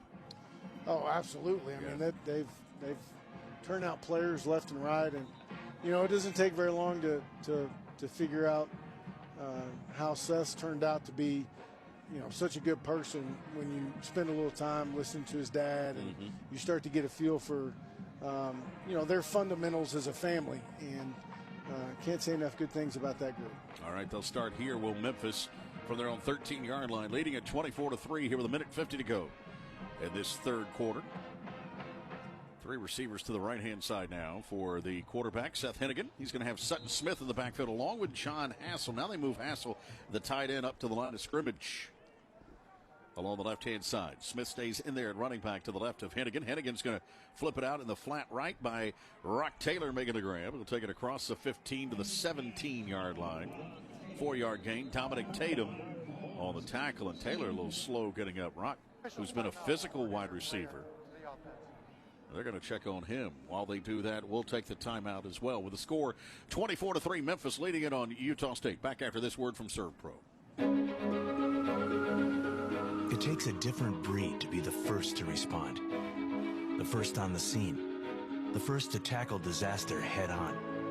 At ServPro, we witness the bravery of first responders almost every day. So to all those who never give a second thought to being the first ones in, this game's for you. ServPro, proud supporter of our nation's first responders. Get a great deal on the versatile, powerful Kubota M-Series tractors. Everything you need to mow, rake, bale, lift, and more. You can write it off the lot and write it off your taxes. Right now, get 0 down and 0% APR for 48 months, plus customer instant rebate savings. Now through December 31st. Subject to credit approval. Consult your tax advisor. Go to KubotaUSA.com for full details. To find the Kubota dealer nearest you, please visit KubotaUSA.com. Comtech and NINA, the 911 Association, thank the nation's 911 professionals for helping thousands of Americans in crisis every day. As providers of emergency communication technology, Comtech supports 911 first responders, and we salute their devotion to public safety. Let's all celebrate these unsung heroes using the hashtag #ThankYou911 and keep the love going.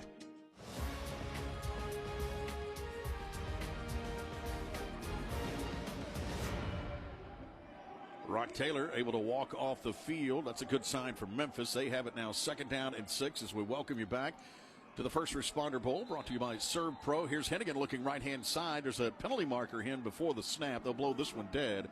And so with 1:21 to play, we got another penalty here. Offside. For 94, the defense is in the backfield. 5-yard penalty. Still second down. That's Tavion Coleman.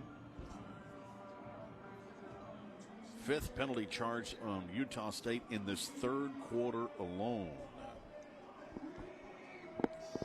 Be interesting to see if Coach Silverfield wants these guys to go out there and be a little bit more aggressive. It's gotten a little sluggish offensively for Memphis, and you kind of understand the situation, but I think he'd prefer they go attack a little bit more on this possession. 2nd and 1, Asa Martin up the middle.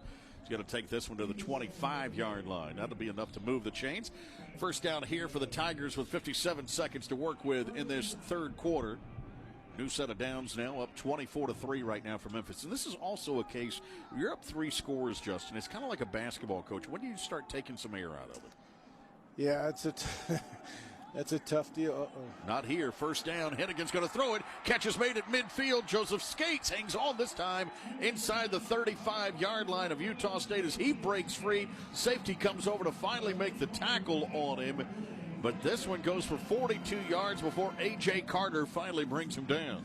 I mean, he got open by 3 or 4 yards. I slipped up and said, uh-oh, right in the middle of the deal because I looked up and he was all alone. Well, Hennigan put it right on the numbers, too. 2 receivers to the left. Hennigan to throw it here on first down. Pressure comes up the middle, slides up, and avoids it at least twice, but not the 3rd time. They get him down at the 37-yard line. That's Byron Vaughns, a Fort Worth native, who makes a hit on him. That's going to be a sack back to the 37, a loss of 4 on the play. And that should do it for the 3rd quarter of play. It is the end of the 3rd quarter here at the ServPro First Responder Bowl in Dallas, where Memphis leads it 24-3 here on Utah State. Coming up, we'll check in back at our studio where Brad Howe, Hoppy Kirchwell are standing by with an update on what's to come here later tonight on Bowl Season Radio. More after this timeout. A word from our friends at Higginbotham Insurance. We hope you never have to use your insurance, but when you do, you'll rest easy when Higginbotham is in your corner. That's because Higginbotham's local insurance specialists get to know you by name and nuance, so you have the coverage that's right for you. And they don't stop there. Whether it's your home, car, family, business, or employees, Higginbotham helps you prepare for the unexpected and plan for the future. Higginbotham makes insurance policies personal. I'm Dallas Police Chief Eddie Garcia. Law enforcement needs strong, educated men and women to join our department. Texas A&M University Commerce offers a competency-based Bachelor of Science in Criminal Justice with an emphasis in law enforcement leadership. For individuals interested in joining the Dallas Police Department and completing their bachelor's degree, the program is an excellent way to earn a degree with fully online, self-paced, 7-week terms. Visit tamuc.edu/TABCJ and visit dallaspolice.net for DPD recruiting information. We know what it takes to be a successful team. So whichever team you're cheering for, let's not forget those on the front lines every day keeping our community safe. First responders. Their determination, skill, and the speed with which they come to the aid of those in need deserve our applause as well. Global Medical Response, the proud chief sponsor of the ServPro First Responder Bowl, salutes all first responders and the vital work they do at a moment's notice. To learn more about GMR, visit GMR.net. Experience the time of your life at Circa Resort and Casino in Las Vegas. Live it up with the world's largest sports book, Circa Sports. Get loose and get loud with all sports, all seasons at Stadium Swim. Take in the $1 million views at our rooftop lounge, Legacy Club. Go big and go all night with our luxurious rooms and suites. Book the time of your life today at circalasvegas.com.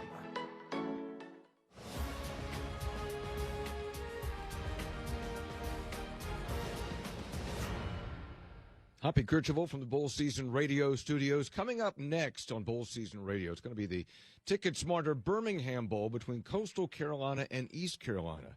Travis Jones and John Denton will have the call. Guys, set this thing up.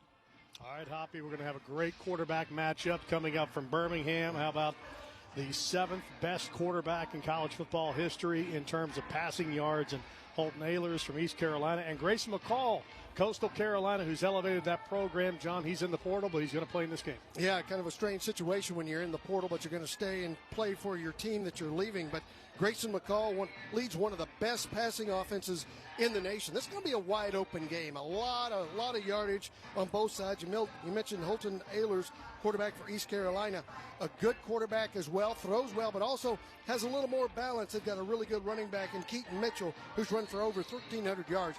We're in for a long night tonight. There's going to be a lot of points put on the board. Yeah, Coastal Carolina going for their 10th win on the season. East Carolina enters hot 7-5.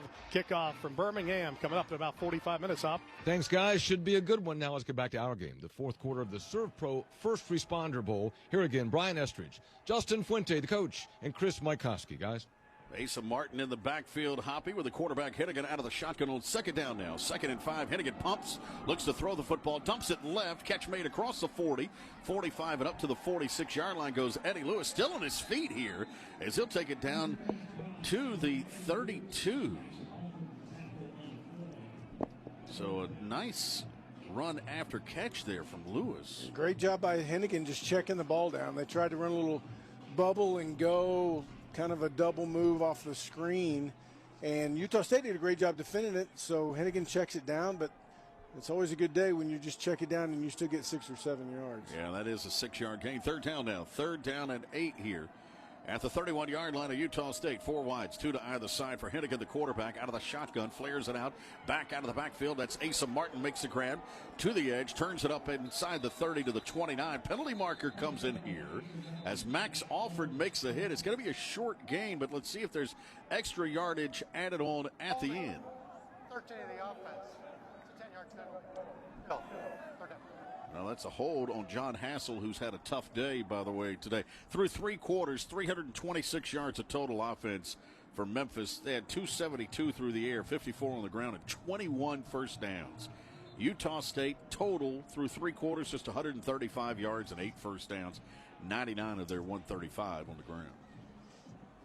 Yeah, since the second quarter on, it's been Memphis being able to pretty much name whatever they want to do on offense, and it's been a struggle for Utah State. Clock runs here, 13:53 to play in this game, 24-3, Memphis leading it. 2 receivers right, 1 to the left-hand side. Hennigan, the quarterback, hands it off this time. Martin will take it across the 40 to the 39-yard line. Patrick Joyner on the tackle. And a Memphis assistant coach sprint out on the field. Or is that that's actually Silverfield, the head coach, right? Who ran out there. He's pretty upset. Yeah. Here we are with 4th down and long from the 40-yard line. Another one of those decisions nobody really wants to make. But another one where they send out the punting unit. unit. Yeah, but they send the punting unit out because it's 4th and 15. Cooper Jones back at the 5-yard line to return this one down for Utah State. Joe Doyle, the Tennessee transfer, end-over-end kick. This one's going to hit to the 6. Backs up to the 8. Does his part. 3.8 on the hang time. 31-yard effort there for Joe Doyle. Utah State will be pinned deep at their 8-yard line with the football when we come back. 12:52 to go here in this fourth quarter. 24-3 right now. Memphis leading it here on Utah State. And back we come to the 2022 edition of the ServPro First Responder Bowl. After this word from AT&T FirstNet. During an emergency, a network becomes a critical line of communication, connecting first responders to technology and to each other. FirstNet is the only officially authorized wireless network built with and for first responders and the extended public safety community. It's highly secure, eliminates throttling, and cuts through the clutter of commercial traffic. It's the help you need to help the people who need you. Get the facts at firstnet.com. Get a great deal on versatile Kubota equipment today, like Kubota BX and L Series compact tractors, part of our tractor lineup rated #1 in durability and owner experience, Z Series mowers, and Sidekick utility vehicles. Stop by your local Kubota dealer today. Bring home the Kubota L2501 tractor for 0 down, 0% APR for up to 48 months, plus able to $1,100 now through December 31st. See us or go to KubotaUSA.com for more details. To find the Kubota dealer nearest you, please visit KubotaUSA.com.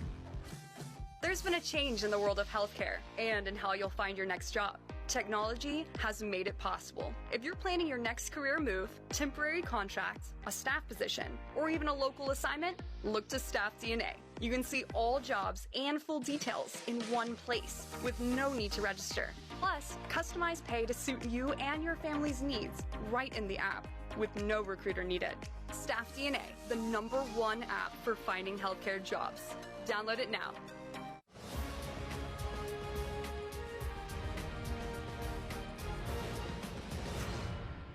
12:52 to play in this fourth quarter. Memphis leading it here on Utah State. 24-3 is our score. Stations, let's pause 10 seconds for station identification. It's the 2022 ServPro First Responder Bowl on Bowl Season Radio from First Team. You asked, begged, and even pleaded, and the heavens heard you. KLGN Logan, 106.9 FM, 1390 AM, The Fan. Coming up later on tonight, you got the Ticket Smarter Birmingham Bowl. That's East Carolina and Coastal Carolina. Travis Jones and John Denton will have that call for you. Then tomorrow, it's the Military Bowl presented by Peraton. That's Duke and Central Florida. I'm anxious to see that matchup, Justin. Yes, that should be fun. Yeah, and then Friday, you'll be in El Paso for the Tony the Tiger Sun Bowl. UCLA and Pitt meeting in that one. If Pitt can put up enough players, huh? Yeah, the Pat Narduzzi defense versus the Chip Kelly offense is a matchup that I'm dying to see.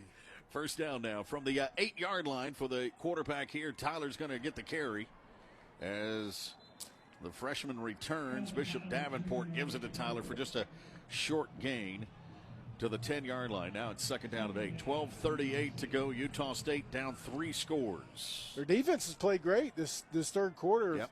Get a little something going here offensively. Snap comes back, rolling to his left is Davenport, sets and fires, complete across the 15 to the 17 to the 18, 19-yard line. That's Otto Tia. His first catch of the game. Freshman out of Layton, Utah, gets a first down here. A good job moving the pocket there and getting the ball out to a little spacing route.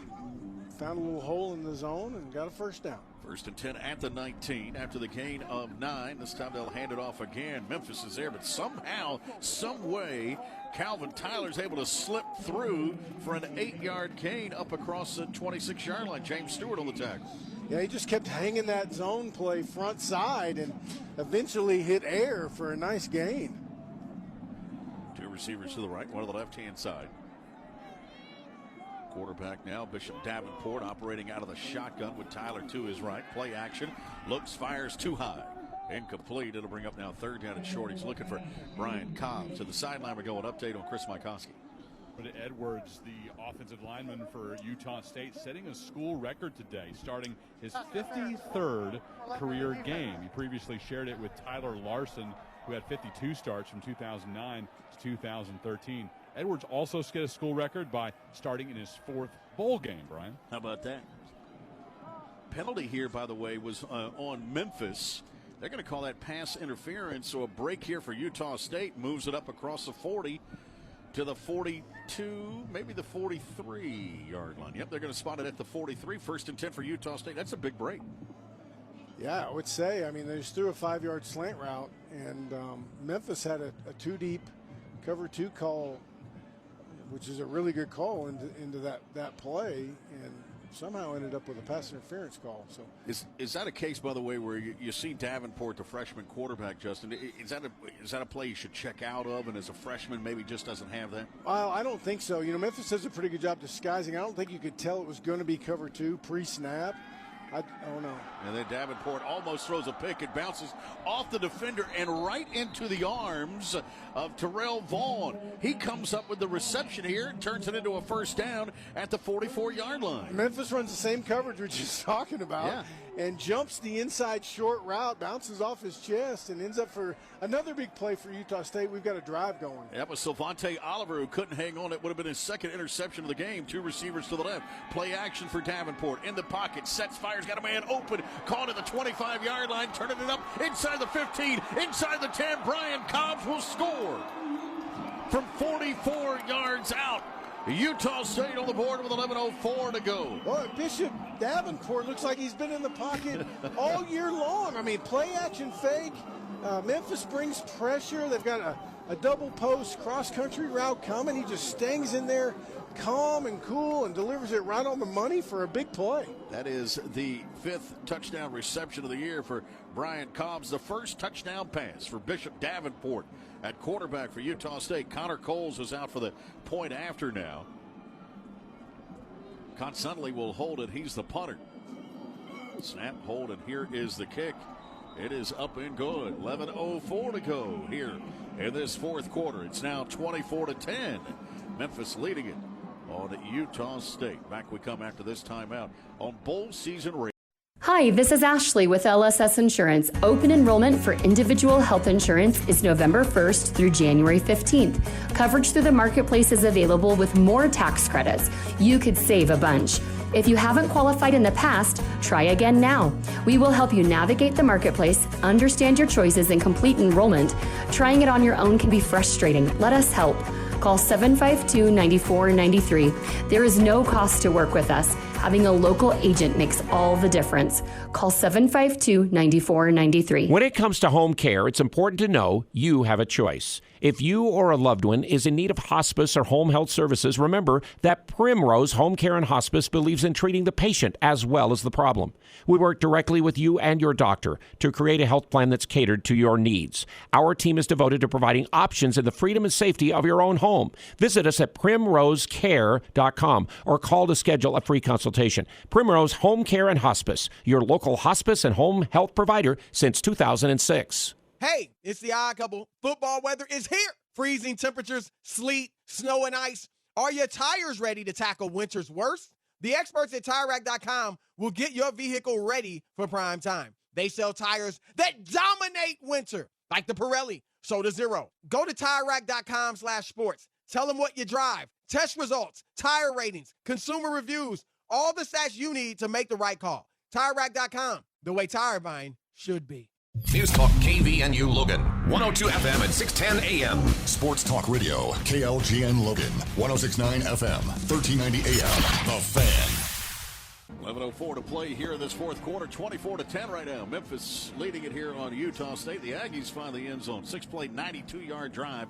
Minute 48 off the clock as the freshman quarterback, Bishop Davenport, hooks up with Brian Cobbs, his 5th touchdown reception of the year. That scoring drive summary brought to you by sellbydrive.com. Sell by Drive is the fastest growing online auto auction. Sellbydrive.com. With more on that receiver, Brian Cobbs, here's Chris Mykowski. Well, Cobbs is now a big-time player in bowl games for 2 different schools, Brian. Last year for Maryland, playing in the New Era Pinstripe Bowl against Virginia Tech.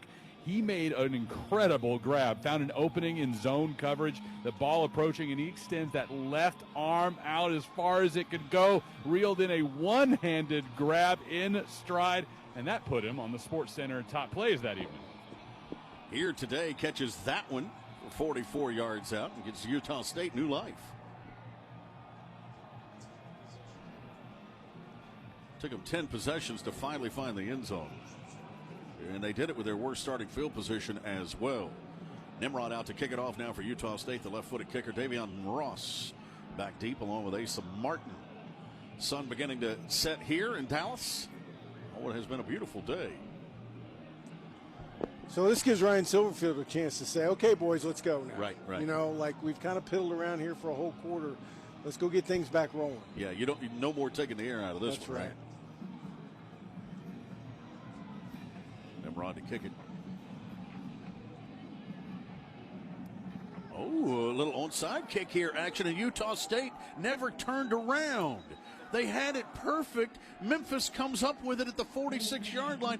Everyone on the field knew it was an onside except one player for Utah State, number 22.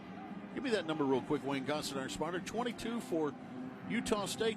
I think that was the corner who's an experienced player, Anyanwu, the senior. Yeah, with the club on his hand, too, Yes. which is kind of odd. But that was a great kick. Like, that was a great kick. I love the call by Coach Anderson, trying to, again, capitalize on the momentum, steal the possession. I mean, to get that ball to bounce like that and to get the ball 10 yards and have a chance to recover it is a great job kicking it. You just would like to get on it. By the way, Harold Nash comes up with that recovery there on the onside, or not the recovery, the catch on it, and the return. Here's a handoff up the middle. They give it to Javon Ducker, and Ducker's going to take it for an 11-yard gain to the 36-yard line. 1st and 10 now for Memphis at the Utah State 30. That's the bad thing about that kick. You don't recover it, and now all of a sudden Memphis rolling on your side of the field. Yeah, well, that's why they call it gambling. I mean, it's just there's a risk reward there. For what it's worth, I totally agree with Coach Anderson's assessment of the risk reward and where he's at in this game and what he needed to try and do. And that kick, I can't get over how that was a really skillful kick. They really should have recovered it. Oh, yeah. 1st down now and 10 at the 36-yard line. Hennigan this time is going to throw it in the flat. Catch is made. Turning it upfield inside the 30 is Gabriel Rogers, and Rogers going to get it to the 29-yard line. They continue to have all kinds of space there on the edge. I'm surprised that Utah State hasn't adjusted a little more to that, Justin. Yeah, I know. You think the problem is they've gotten hurt in man coverage because man coverage puts an end to all that stuff. There's a guy for everybody, but when you're playing zone and you're in 2x2 and you motion that loop motion to 3x1, you have a chance to gain leverage on the inside defender. And if Utah State felt better about hanging in there in man coverage, I think they could put an end to that a little bit quicker. 2nd down now, 2nd and 2 from the 28-yard line of Utah State. Hennigan this time hands it off, running right with it up to the 26 goes Ducker. And that should be enough for a 1st down, and it is. Yep, they'll move the chains here just outside the 25 with 9:37 to play. I want to go back to that onside as there's an injured Memphis Tiger down. You know, it felt like, and that's Matt Dale, by the way, the offensive lineman, the right tackle.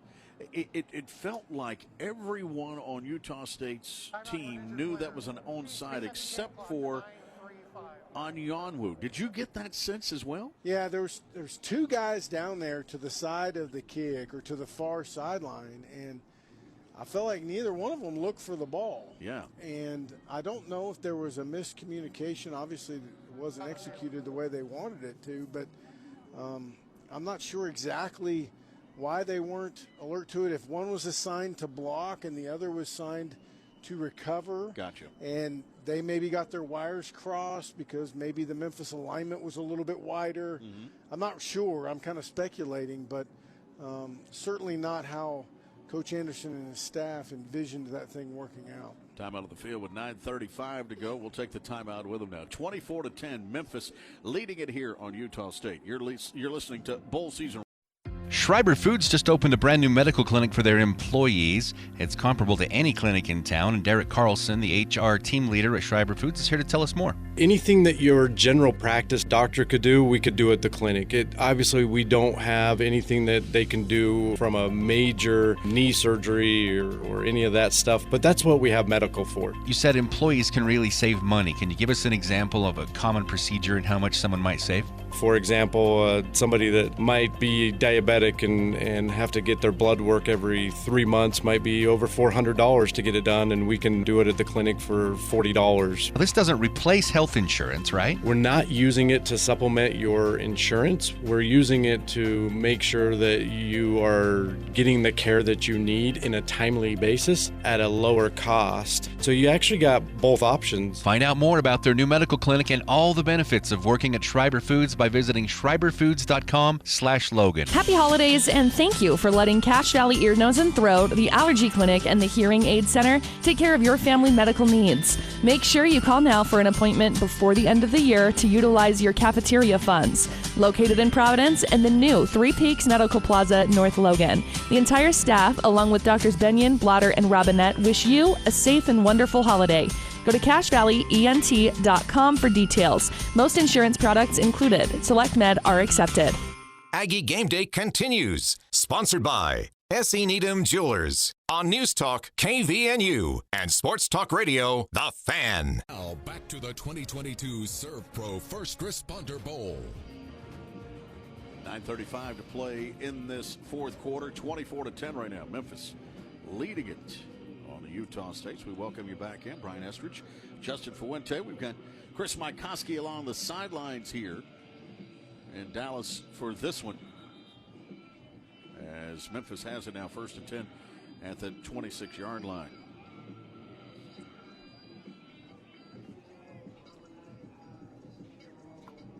First down now for the Tigers after the injury to the offensive lineman, Matt Dale. Asa Martin in at running back now for the quarterback, Hennigan.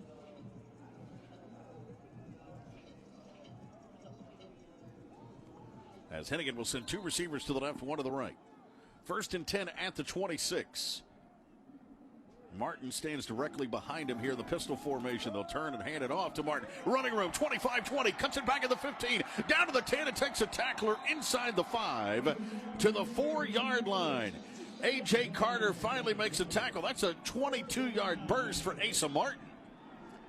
Utah State with the movement we've talked about all game up front, and Memphis just catches them. You know, sometimes that movement wreaks havoc on the offense, and sometimes the offense can catch that movement and make it move farther than it wanted to. Instead of it moving from one gap, from the A gap to the B gap, it can make it move all the way to the C gap, and all of a sudden there's a big hole to run through. 8:57 to go. Memphis now 1st and goal at the 4-yard line. They've had trouble down here before. They'll turn, hand it off right up the middle. This time Martin, extra effort, did he get in? They say no, just shy at the, well, about the 1-yard line. Max Alford on the tackle. Asa Martin, by the way, is a big-time recruit. He was originally, if you remember, out of Alabama, out of Cortland, Alabama, was a 4-star player, was a player of the year in that state, went to Auburn, and then transferred. Spent some time at Miami, and now in Memphis. I'd say there's a good chance he's going to get it again right here. Yeah, that play looked pretty good. They just lined up in 2 tight ends and a fullback and ran the old down, and around pull scheme right out. I love this, man. I love seeing this formation. 2nd down. Hand it off. Martin, left-hand side. Head down. They're going to mark him down shy again. He's about a foot away this time. That'll bring up 3rd down and goal. Yeah, and Justin, as a play caller, you know, you guys see a lot more than we do, but when I get it down this close and I see a team in the shotgun taking the snap, so all of a sudden you've taken or they're in the pistol formation, so you've taken a 3rd down and goal at the 1 and made it a 3rd down and goal at the 4. But there's reasons behind this, right? Well, certainly there are, and some of it is centered around the quarterbacks nowadays, you know, as Memphis hurries to the line. Yeah, Hennigan takes the snap. Toss sweep. Left side running it in for the score. Touchdown, Javen Ducker. Just a nice toss sweep here from a yard out. Memphis finds the end zone again with 7:22 to go up 30-10 on Utah State. Memphis comes out of the huddle and hustles up to the line of scrimmage quickly into an unbalanced line, which means there's an extra player to the left, and then pitches the ball around the edge and finds a way to get it in the end zone. But some of it is quarterbacks. Some of these quarterbacks across the country have never played under the center, and they're not very comfortable. And you know, it's something. Some of them are, you know, can pick it up pretty quickly. Some of them can't, and you just don't feel comfortable with that aspect of it when they're in the game. Chris Howard for the point after now. Here's a kick. Hits it up and good with 7:22 to go. Memphis now up 31-10, back to the 3-score lead here on Utah State. A couple of other games coming up later on Bowl Season Radio. We mentioned the fact that tonight you got the Birmingham Bowl, East Carolina and Coastal Carolina. Military Bowl coming up tomorrow, presented by Paratime, Duke in Central Florida. That's in Annapolis. Pete Medhurst will have the call for you of that one. Tony, the Tiger Bowl, UCLA and Pitt coming up on Friday. Then Saturday is the TransPerfect Music City Bowl. Joe Fisher, Hans Olsen, Amy Wells, they'll have the call here along the network. That's Kentucky and Iowa. That's an interesting. That game might be 6-3 when it's all said. Some good defenses. That's what you should say. Is that what it is? Some really good defense. Let's spin it the right way. And then coming up on Monday, January the 2nd, it's the ReliaQuest Bowl. Bill Roth, Hans Olsen, Despina Barton, they'll have the call of Mississippi State and Illinois. There'll be a lot of emotion in that ball game, obviously, with the loss of Coach Mike Leach. Yeah, there certainly will. I mean, much has been made of it, and much should be made of it. The impact he had, his coaching tree is just incredible. I don't know that there's been another one like it, and his impact on the way that we play the game now, his impact on other people. He seemed to be a guy that always had time for some of the young and up-and-comers, whether it's in coaching or in journalism. Yep. The number of stories that have come pouring out since his passing have been really remarkable. Now, Justin, you're not in the air raid family, but do you have some of that in your offense? I mean, have you taken things from the Mike Leach, Hal Mummy school of offense? So we actually, when I left the University of Oklahoma as a player and played at Murray State, we ran that stuff. Okay, was that with Denver Johnson? The offensive coordinator they brought in had been at Valdosta with that whole crew, and we ran that stuff. So we've always had some elements of it in what we have done. I believe, you've got to really say that's what you're going to go be in order to go do that. And I've been fortunate that I've been influenced a bunch of different ways through my stops and the places that I've been and the people I've had the opportunity to learn from. We joked earlier with Coach Justin Fuente about the fact that you did develop their play call sheet at the end, which was on the back of a gas receipt. It looked like. Yeah, less is more. Yeah, less is more. You went from the Cheesecake Factory menu to the gas receipt menu. Yeah, I said, what are we doing? Like we got way too much stuff here. We had never run this if we played 4 games.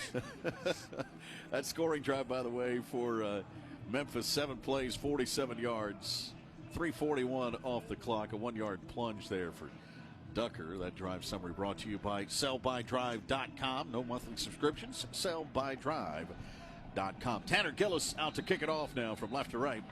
Terrell Vaughn is back deep along with Jordan Wilmore for Utah State. 31-10. Tigers leading it here on the Aggies. Kick it from left to right.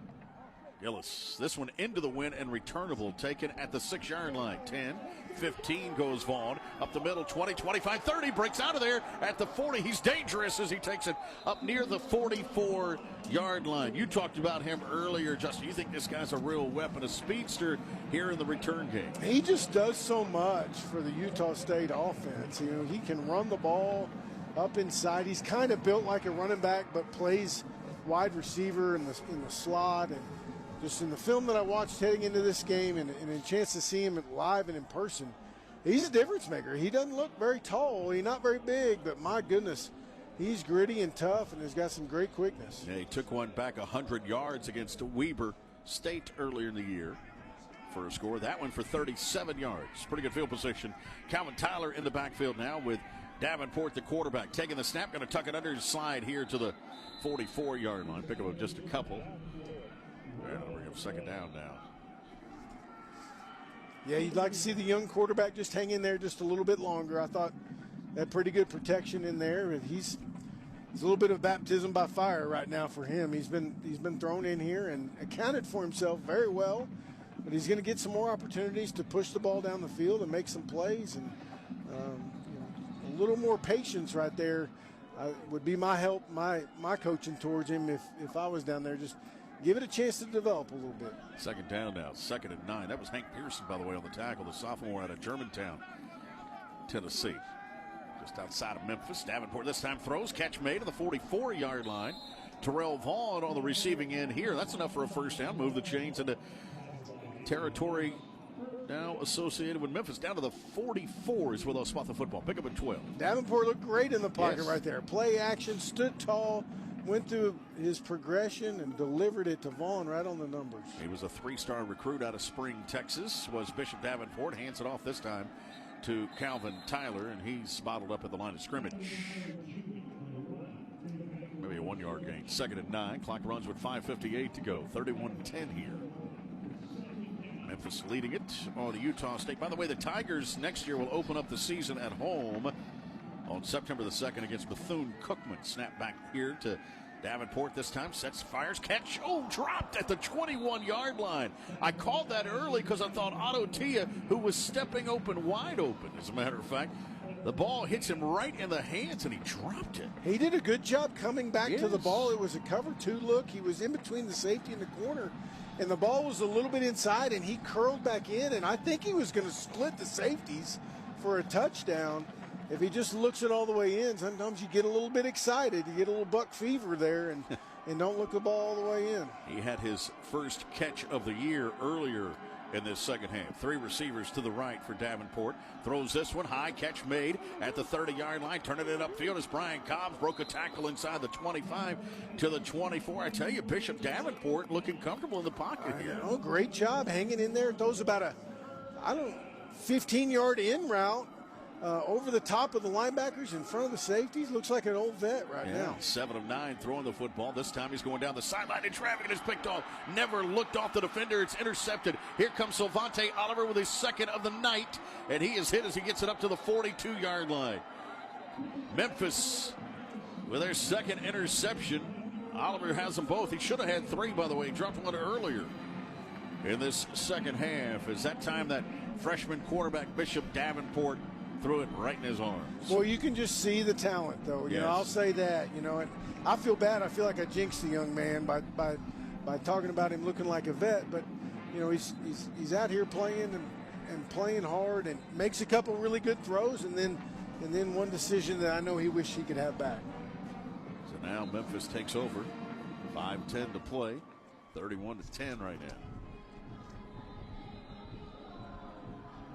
Let's check it along the sidelines real quick. Here's Chris Mykowski. Chris. Celebration continues around young Mr. Oliver, the 5th-year player from Memphis. He just got possession of the turnover belt again in the style of a WWE championship belt with the all in, Brian. I love it. Sutton Smith in at running back. Stands to the right. They'll toss it here, though, to Gabriel Rogers, who came in motion, and he's going to take it up across the 45 to the 47-yard line. 5 minutes to play. Dominic Tatum on the tackle. And they ran that play on the very first series of the game where they just go in motion and they're really just running the stretch, but they're flipping it to the jet motion guy. Good job sealing the edge and great first play. Second down now. 2nd and 4 after the 6-yard gain. 4:38 to go. Clock runs. I'm surprised that Memphis has the turnover belt. You would think that Memphis would have the turnover rib or something like that. Well, Jerry the King Lawler's pretty big there in Memphis. The Mid-South Wrestling. That's got right. a That's true. Long history there. Yes, at the Mid-South Coliseum. That's right. Handed off right up the middle here. Not much doing for Tyler. Or that's Sutton Smith actually on the carry to the line of scrimmage. 3rd down upcoming now. 3rd and 4. 31-10 right now. Memphis leading it here on Utah State, looking more and more. And here you've got the officials stepping in. Utah State's going to take the timeout. And you can see that their defensive coordinator not very happy right now. Ephraim Banda had walked out on the field, called his group over. Well, I think he's still getting, he's still coaching. Yeah. I know Coach Anderson probably feels the same way, that the outcome doesn't look like it's going to go their way, but the kids are still playing hard. They're still believing in what they've got going on. I mean, they're down more than one quarterback, all the things that they've gone through this season, and his team's still out here battling, and you can be proud of that, and he should be. And now you're working towards next year, right? Like you're getting guys in the game to go get some work and do something positive as they head into the offseason.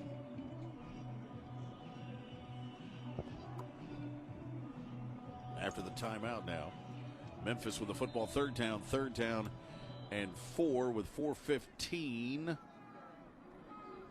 to play. 31-10 right now. Memphis leading it on Utah State. Sutton Smith back out there at running back.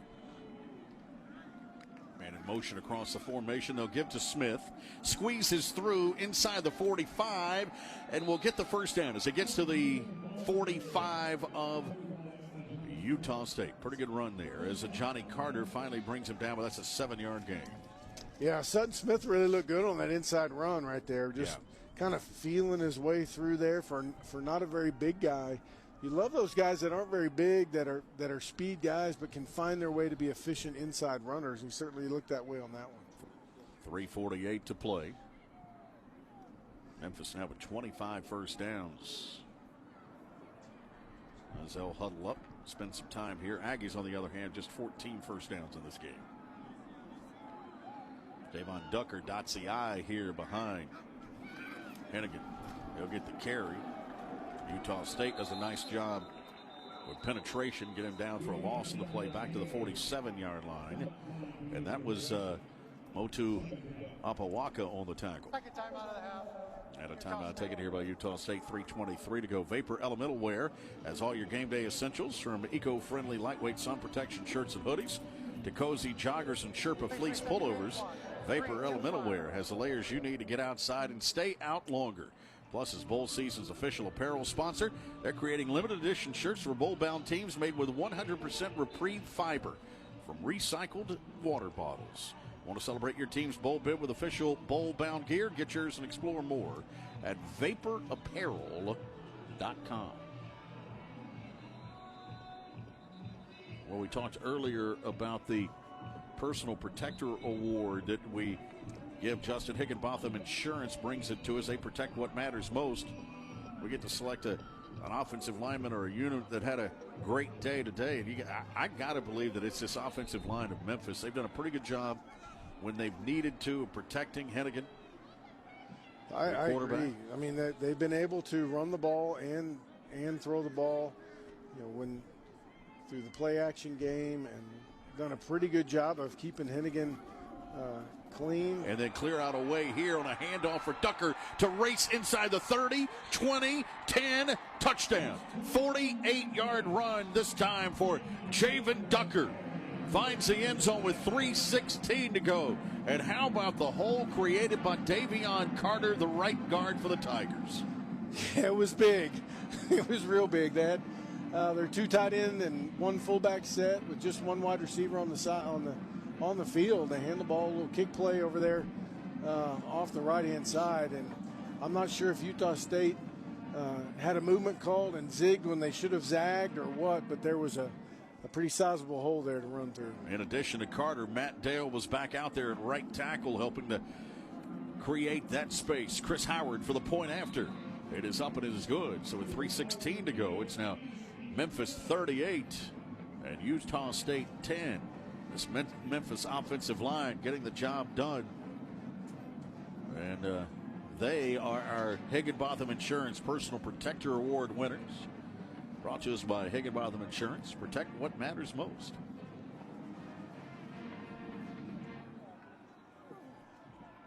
Pretty good day today for Ducker, running the football. 13 carries, 83 yards. New season high for him. They've got three good-looking backs, as a matter of fact. That scoring drive, 5 plays, 58 yards. Minute 54 off the clock. Scored on that 48-yard touchdown run by Ducker. Scoring drive summary presented by sellbydrive.com. Download the free app on Apple and Google Play stores. Pretty good day here for Javon Ducker, Chris Mykowski. Well, and Brian, his responsibilities got a lot bigger this season when Brandon Thomas went down with an injury in early November. Ducker obviously can get the hard yards. We've seen that today. He handled these heavy expectations. He showed he could handle that increased role last year at Northern Illinois. He was the MAC Freshman of the Year. Here's a kickoff taken at the 13. Return back to the left goes Vaughn again with running room. 40 midfield and into Memphis territory. He'll take it inside the 45-yard line. Terrell Vaughn, another big return. They'll spot him actually out of bounds back at the 45, a 42-yard return. And it's unfortunate that Vaughn didn't have more opportunities in the return game today, Justin. Yeah, I don't know what happened there with the Memphis coverage unit. I don't know if the ball was supposed to be kicked to the left and it was kicked to the right, but they were definitely out of the lanes, and Utah State just creased them. I mean, he hit it and was in the open field immediately. Vaughn is a pretty special player.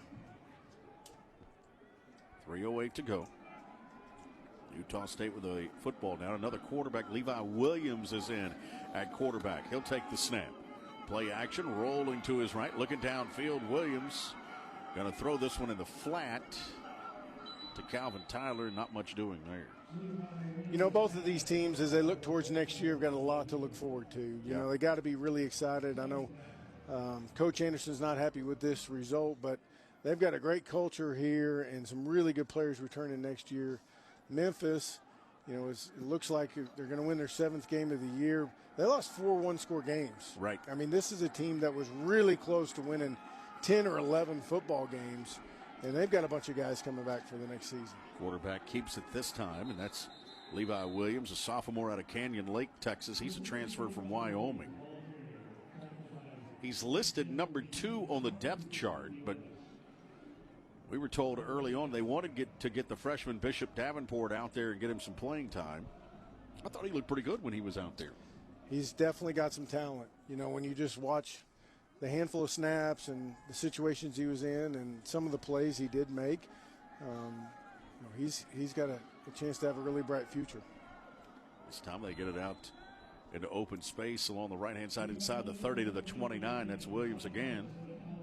The quarterback on the keeper. That's a pickup of 10. Minute 53 to play in this one. 38-10 right now. Memphis out in front of the Aggies. One back in. It's Calvin Tyler stands to the left of Williams. Williams to throw the football in the pocket with time. Throws it in the end zone. There's a defender there, and he picked it off. One more time, an interception for Memphis. This is Joel Williams who comes up with the interception. The sophomore out of Baton Rouge, transfer from Kentucky, just read the eyes of the quarterback, playing center field there, and comes up with the interception. Yeah, they're running, they're in trips, and they're sending 3 verticals, one to the back hash, one to the near hash, and one down the numbers. And versus zone coverage, the longer that play goes, the worse it is for the offense. Right. You've got to find to get the ball out of your hands, get the ball up and down before you get to that 3rd level of defenders, which are the safeties. And that time, they just held the ball a little bit long, and the receivers got to the 3rd level, and it was an easy interception coming back over the top. Memphis takes over now, 1st and 10 with a minute 31 to go in this ball game, up 38-10. And the Tigers with the football one more time now.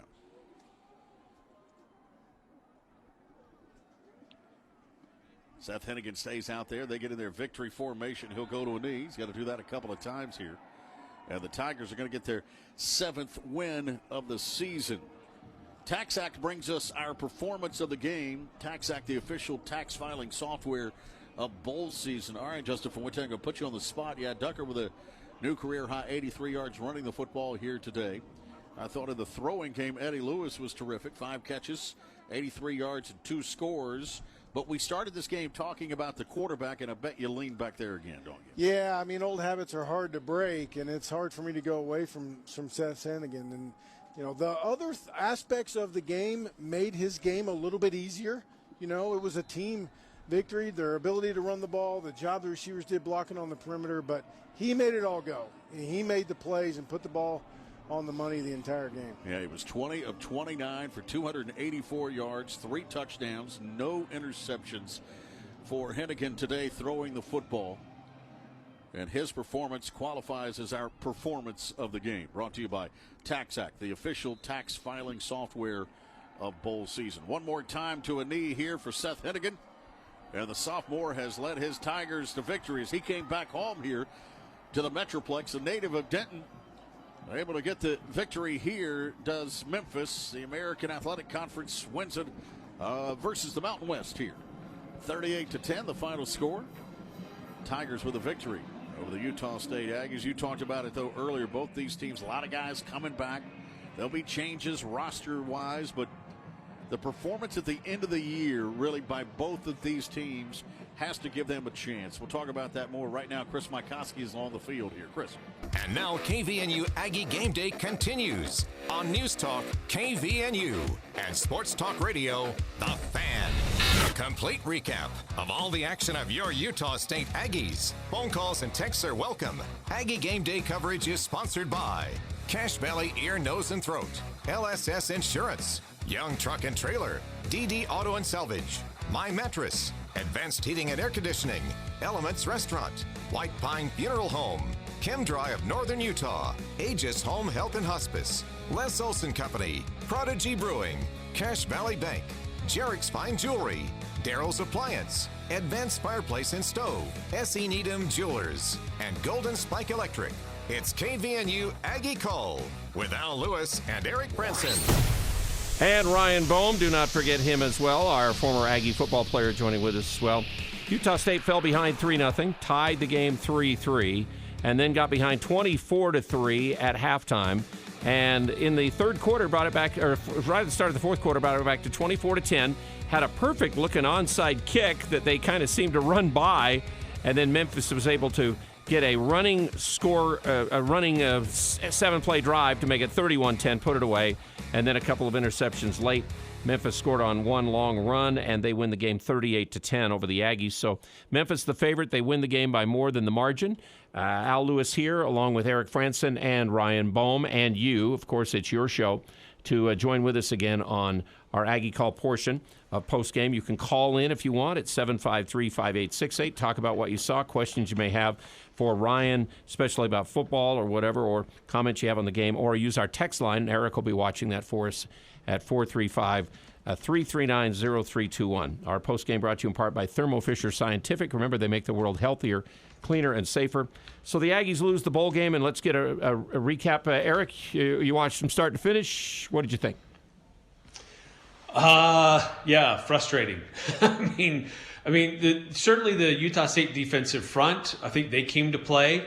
I loved the pressure that they were applying. I mean, a lot of tackles for loss, several sacks, but it was just a game where the offense just couldn't really get going. I mean, my fear going into this bowl game was that Memphis would have an attitude that they had some unfinished business with the season that they had, and Utah State would have a feeling of, we're happy that we even got to be bowl eligible and made it to a bowl. And it just kind of, I don't know, that's kind of the way I feel like this game played out, where USU was just kind of happy to be there, whereas Memphis had something to prove to finish their season. Although it took a little bit for Memphis to get going in this game, Ryan Boehm, but eventually you could tell that they had, they passed the ball when they wanted to against us at one time in the game, and eventually were able to pound it, but they never really pounded it bad until that one great big run at the end of the game. Yeah, it kind of devolved, as the game went on. But I think I agree with Eric in the sense of we certainly, outside of our defensive front, kind of didn't show up today. And, Cooper Legault did not have a good day. It seemed like offensively we were really conservative. We threw that one deep ball in the first series where Vaughns was wide open over the top and Cooper just overthrew him. And then, we didn't throw the ball vertically again until Bishop came in, after Legault got hurt. And so, I don't know, we get in these funks where it seems like Tucker's in slow motion calling the plays and we're super conservative in the play calling. And I just don't understand, especially in a bowl game. You have nothing to lose at that point. It's the last game of the season. Like, why not, sling the ball around? And we just didn't have that kind of sense of urgency offensively. And then, we made some mistakes, had some bad penalties. So, yeah, frustrating way to finish the season. Obviously, we had a ton of injuries. We got half of our guys not even playing in this game. Our defensive secondary is super depleted. And it showed. Yeah, absolutely. When they really wanted to pass, it showed. Yeah. So, we had the odds stacked against us, but I was just a little disappointed in kind of the overall swagger of the team and just, play calling, punting the ball in the end of the third quarter when we get a turnover and you're down 21. Like, what why? Different? Yeah. And the thing is, at the spot where they kicked the field goal previously, why not go for it again? Mm-hmm. I mean, if you're thinking, I mean, it's not going to be 3 isn't going to help you in that game, but at least you can do it again if you had to. And then both Ryan and I, we think we ran past the onside kick and had a chance to recover that too. It looked like to me. Yeah, so it didn't seem that sharp of a performance. We didn't come in and just seem like we were on fire and had really. Their game plan was really good against us. I mean, they saw a weakness on the outside. They exploited it. They ran that little flanker, dump off pass fly sweep or the flanker pass. Yeah, 7 or 8 times. Every time it worked. I mean, so it seemed